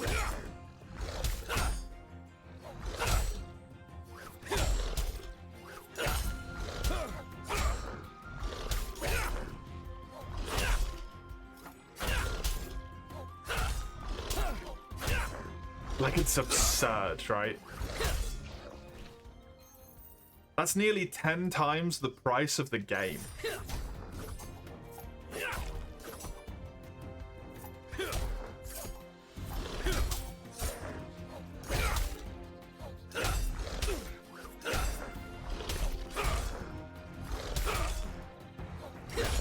DLC for World? Most of the DLC by PC and Xbox. You could have bought 16 more people that game at full price to play that game with you.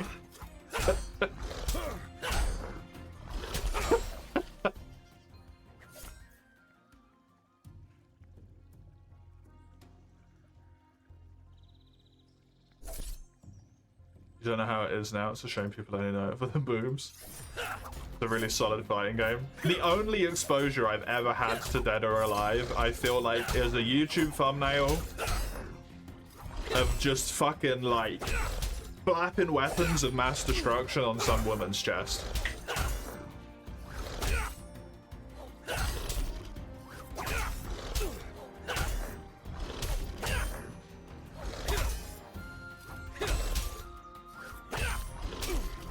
I actually know nothing about the game itself. I genuinely thought it was about volleyball. That's the only time I've ever seen screenshots of it. I didn't even know it was a fighting game.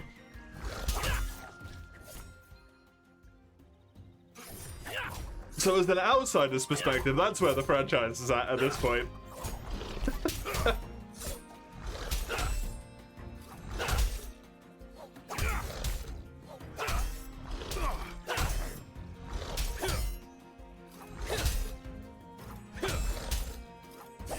It's Schrodinger's game. Oh, God.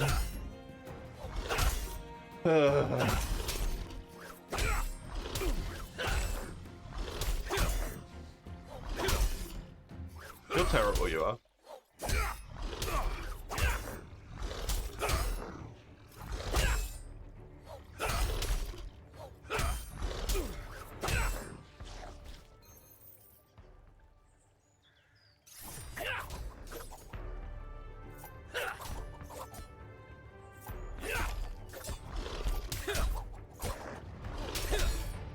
Only after confirming if the cat is dead or alive can we confirm its true state of being.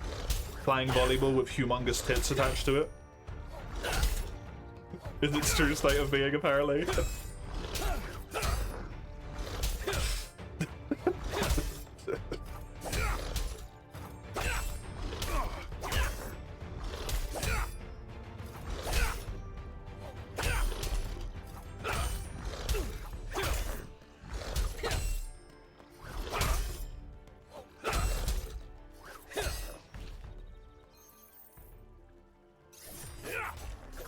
Now go play Guilty Gear.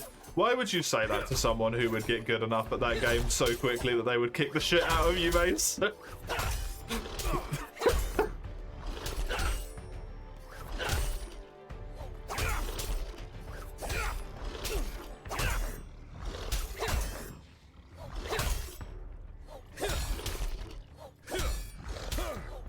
Never said you'd play the man. Then what's the point? You're just trying to make someone else suffer through fighting games because you have to suffer as well. You don't play fighting games anymore, which is for the best. They are mildly anger-inducing, shall we say.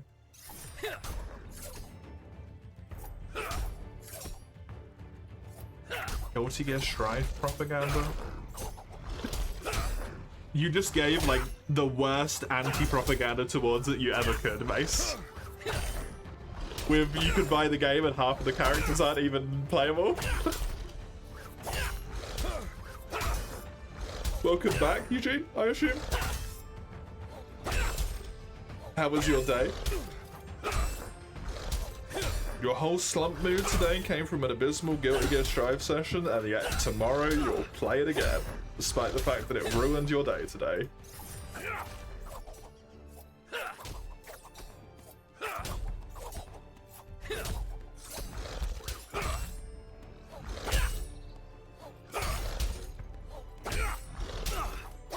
You won't actually have work. You know what I mean. Next available tomorrow.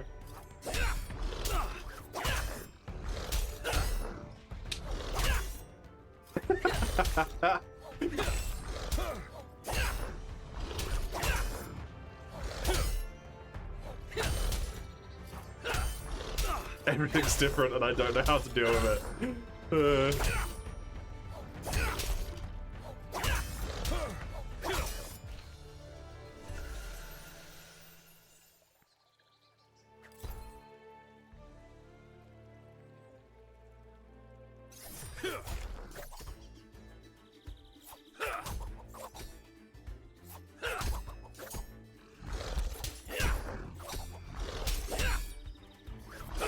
Brendan, you tried to reach a small event of your party, train traffic was shit. That's annoying. There's a game sale on Humble Bundle. Maybe you can find something cool. Mate's about to have like 17 game keys that he doesn't want to hand out to other people to play one game on Humble Bundle.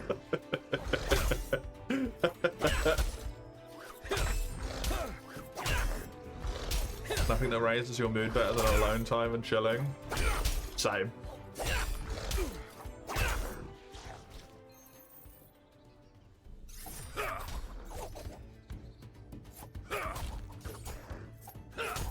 Humble Bundle isn't just bundles. I refuse to believe this. I know it's true, but I hate the fact that it is because it's called Humble Bundle. It's in the title. You do want to play Tekken again? Don't do it. Don't do it, please.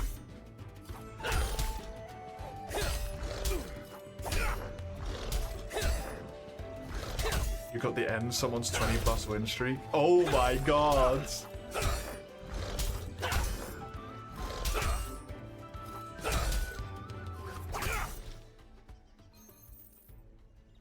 Can we please unmod Mace? It's becoming more tempting by the day, I'm not gonna lie.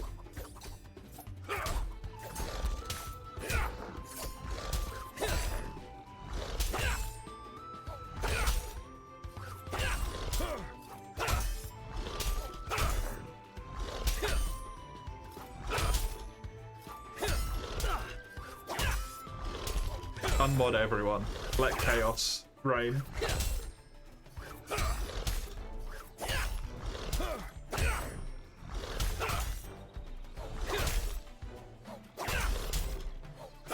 He does, unfortunately, prove himself to be very useful a lot of the time. You mod everyone? Oh, God.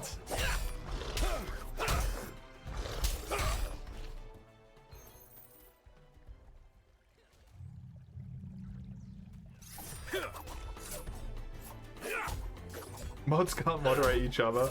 No, but they can insta-ban everyone new who comes into the fucking chat.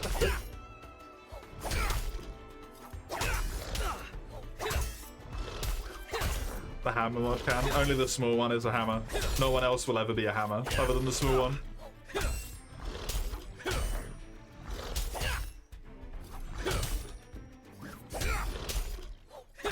How's the grind going? It's going relatively well.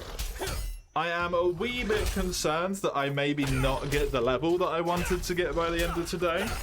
But it's going really good. I got a good chunk of woodcut levels today, which was really nice. I cannot remember where I was. But I got a good chunk.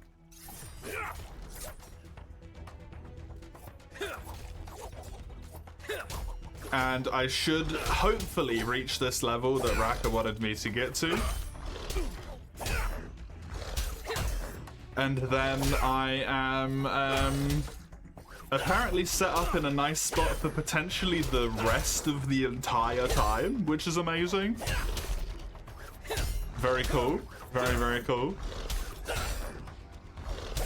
Can hammer mods moderate hammer mods? I'm imagining not.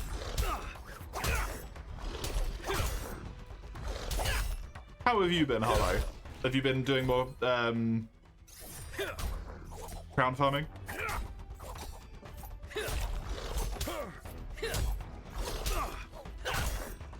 I don't know if you were actively crown farming, but you did get 2 crowns, so...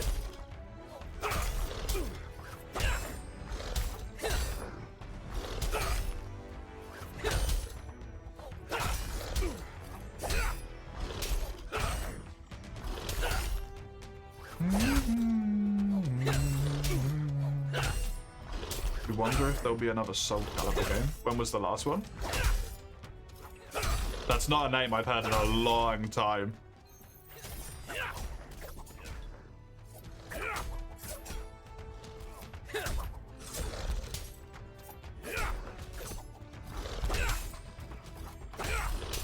Trinkets be so good. Have you got busted mods on again, Ein? 2018? That seems within reason then, for sure.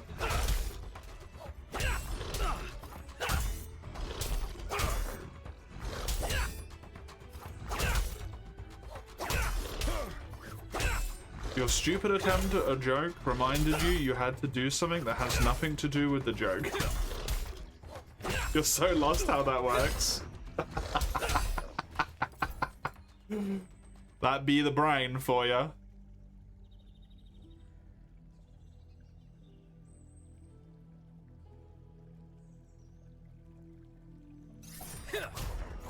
Hey, this guy's called I'm Lost. Amazing.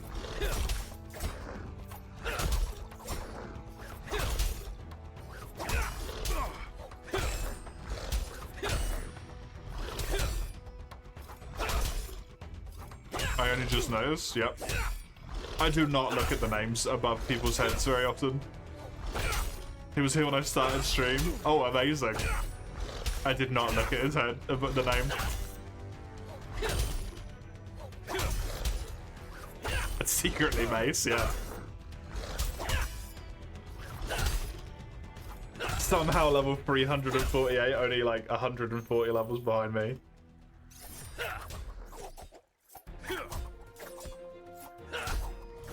You're Salt King me?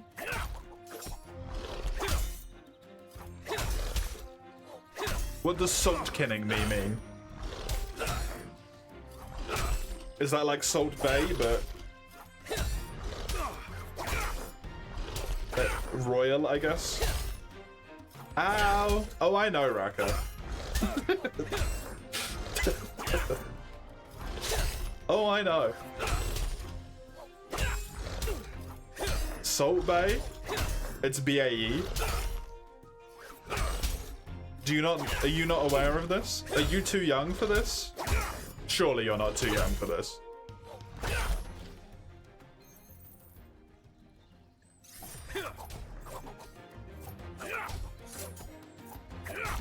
Like the romantic term? Yes.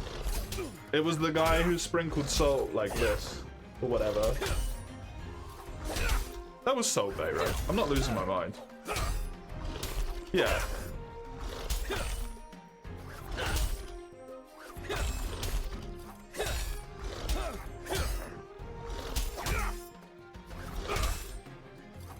Didn't know he had a name. That isn't his actual name, but that is what he's referred to as in terms of the meme, yes. That sounds stupid. I think the point is that he's sprinkling salt, Mace. And the man is attractive. Thus, Salt Bay. His name is Jeff. Considering he's Turkish, I highly doubt it. It's not impossible, but I doubt it. A name is all he's got. Yeah, didn't he open like a bunch of restaurants and then all the restaurants shut down?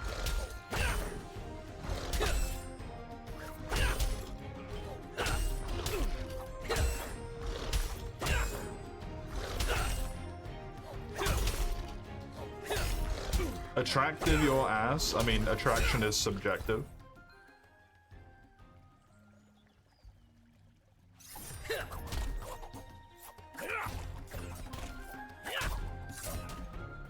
Looks like the most insufferable social interaction you could ever have. I know this is hard for you to understand, Mace. There is other people in this world that enjoy stuff like that. I don't understand it either.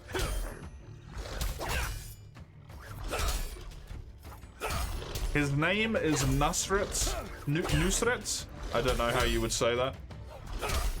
And then it's a G with an umlauted O, a K, a funky C that tried to grow a leg, and then an E for his surname.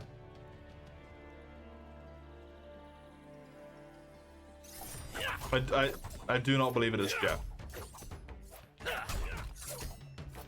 Didn't he? I swear he opened like a bunch of restaurants, and then they all like went horribly wrong.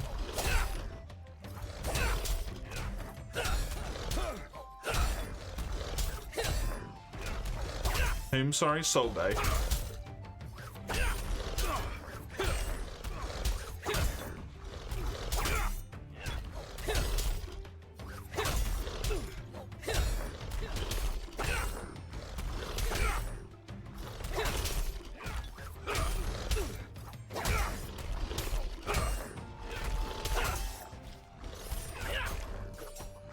His restaurant in Boston was ordered to close due to violations of COVID-19.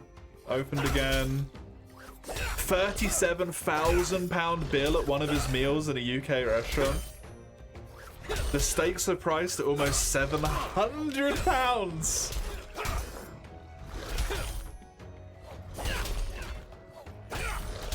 Good fucking lord.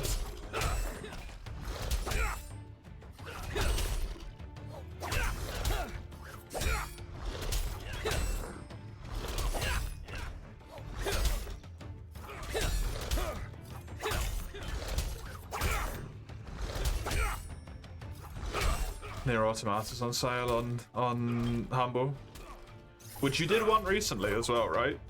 And you were going to get it from the Steam sales, but then didn't in the end.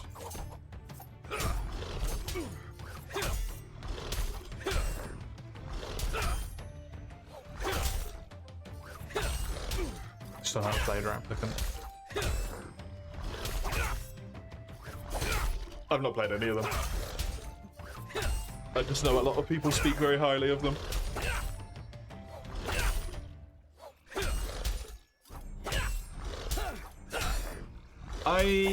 I'm definitely making this. I won't like it, there's too much bar. I'm pretty sure the main reason why I wouldn't like it is because there's too much JRPG.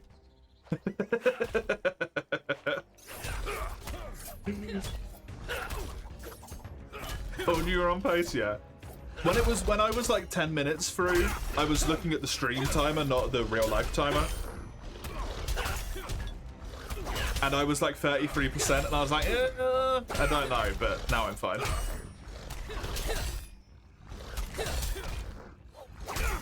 What the fuck? How unsurprising the person who got slingshotted to fame really quickly is turned insufferable. Unbelievable. Truly.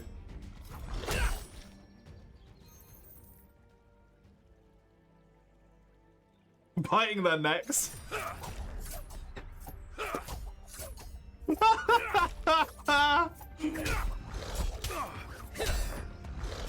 Biting the players, disturbing their medals. It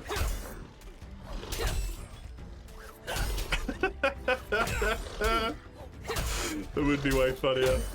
You'd say that on par. That's true, to a degree.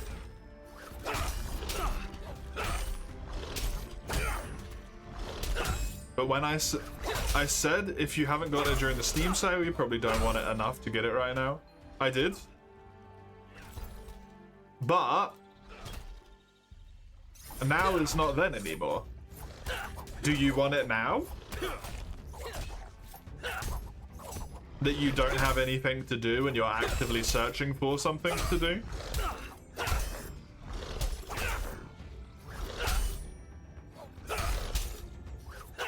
Or are you still kind of done with the long JRPG experience for a while?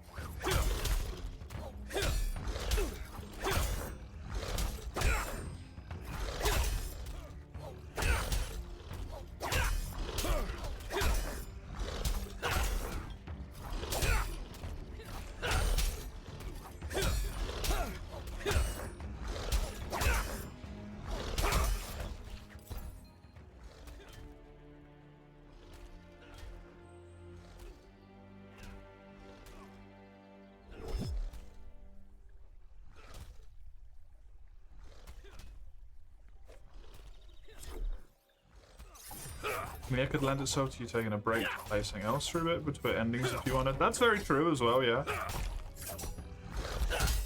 And it's not like you have to fully start over again. That's good. Remember which would solidly make me never play Yakuza 0? He did, he would stop and uninstall the game at that moment. I mean, I'm never going to play it anyway, so... Your point is a bit moot.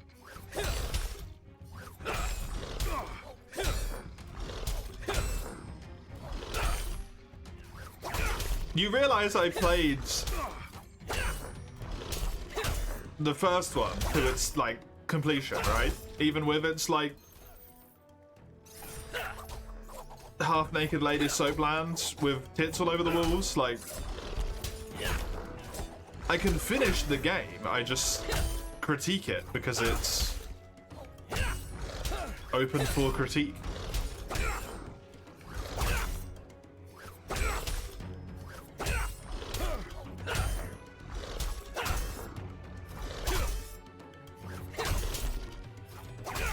The same as I finished Expedition 33, and I think it's a great game, even though I feel like there's a very thinly guised foot fetish in the character of Lune from one of the members of staff.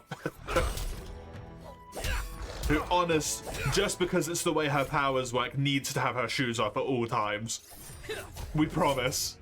It's the powers.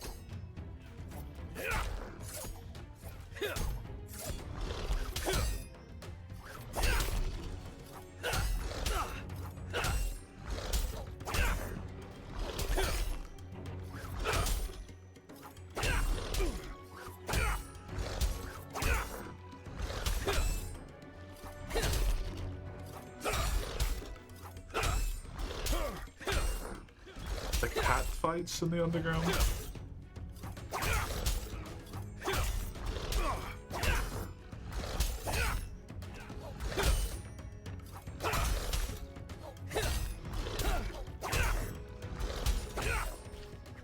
If that's side quest content, I probably never would have done it anyway.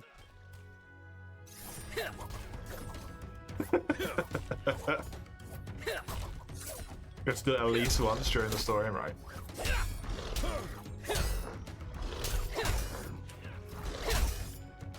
It wouldn't make me play something. It wouldn't make me stop playing something in the moment.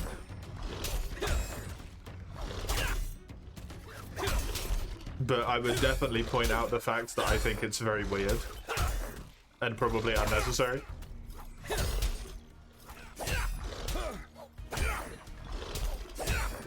To you, it was funny how people were crying over Pregnant or a little child being naked on their links. This is something we mentioned a little bit earlier. Especially with games, and this is maybe like unfair and to a degree potentially like maybe could be considered racist in a way, but please know that's not my intent. Especially with games that come out of Japan, which as a company has as a country has an incredibly large systemic pedophile problem and pedophilia problem. When there is games that have children with lessened amounts of clothes on, it becomes intensely more disgusting. Specifically because I know they have a very bad pedophilia problem. And then suddenly it's not just haha funny child anymore, it's like, what are you going for here, right?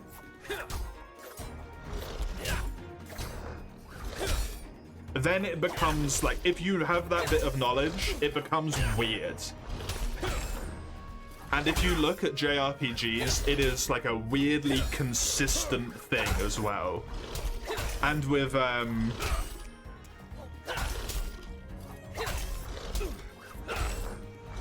manga and anime,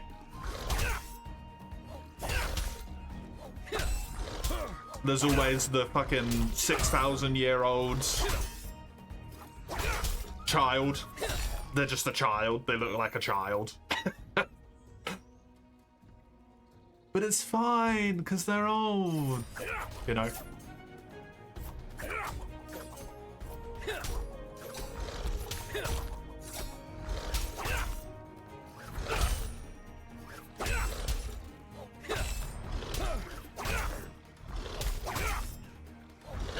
I think you are actively refusing to look at the larger picture, Oni. It's not just an abdomen. It's an overall endemic cultural trend. That because I have spotted it, I cannot unspot it.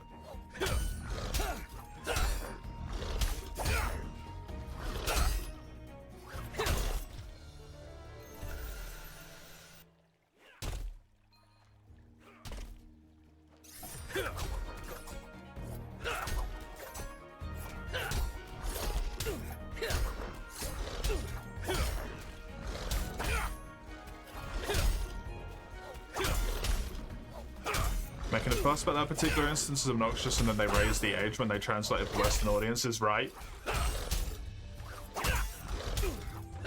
The idea when it came to stories, exactly.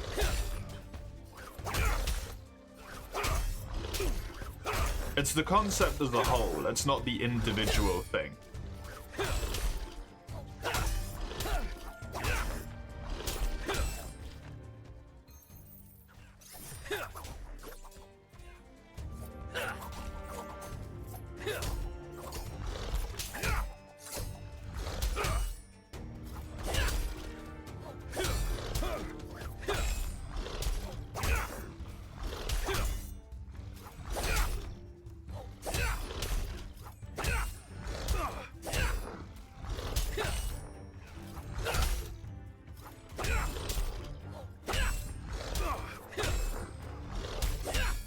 I will be good hit. I'm definitely getting this level, which is really nice. I am very happy with that. Very, very happy with that.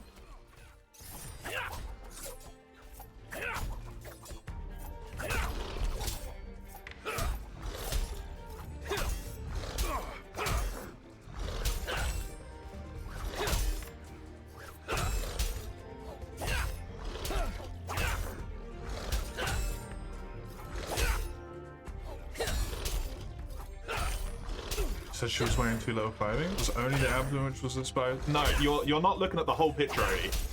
It's only her. In this situation, when you have this cultural background, it's specifically her who has less clothing than the other characters.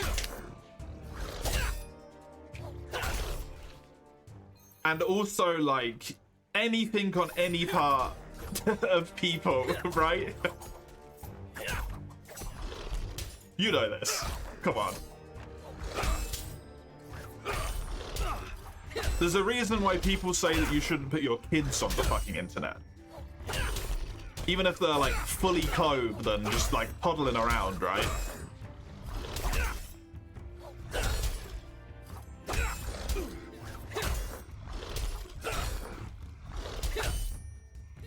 It's not that she's wearing too little clothing in general. In comparison to everyone else, with the cultural context of the fact that she specifically looks like a child, compared to the other characters who look like adults and are fully clothed, it makes it creepy.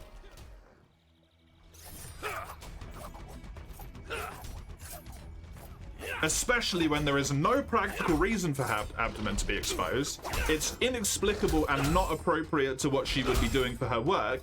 And from just a functional perspective, considering what she does, she'd get fucking cold. It's not just one thing, it's all of these factors that build up on top of each other. It's not just her abdomen. It's an overlying cultural trend that exists in this scenario, specifically with younger characters, and no one else is any different. All the rest of them are wearing normal amounts of clothes, as it were. Normal in quotation marks, right? Because normal is subjective and weird and doesn't make any sense.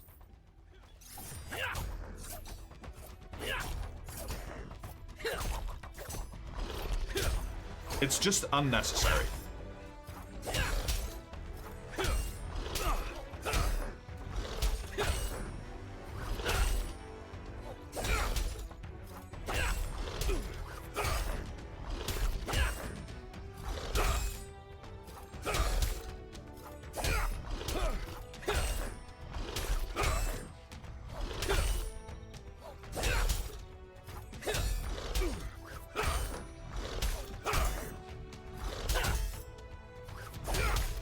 What was her name? I can't remember. No, that was the older lady that you mentioned before.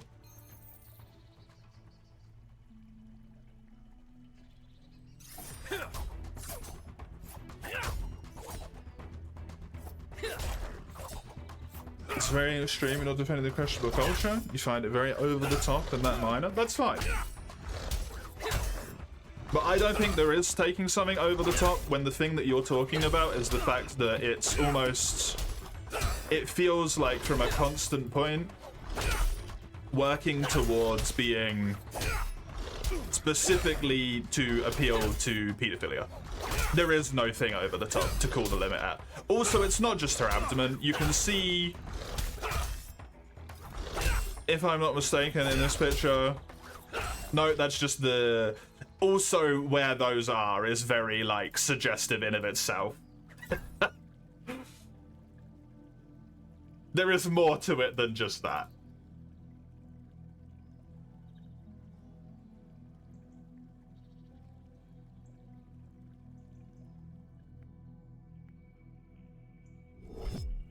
And it does not take much to see it when you have context.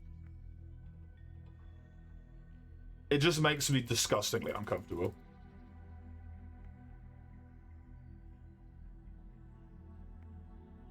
If you can't see it, I'm glad, but...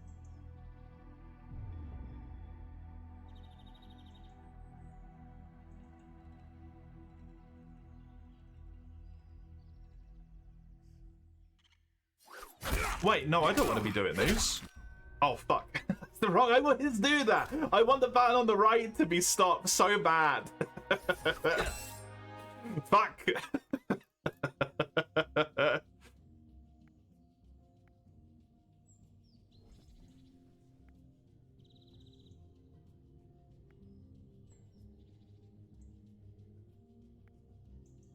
Wait, no, I do want to be doing this. What the fuck am I talking about? I do want to do these.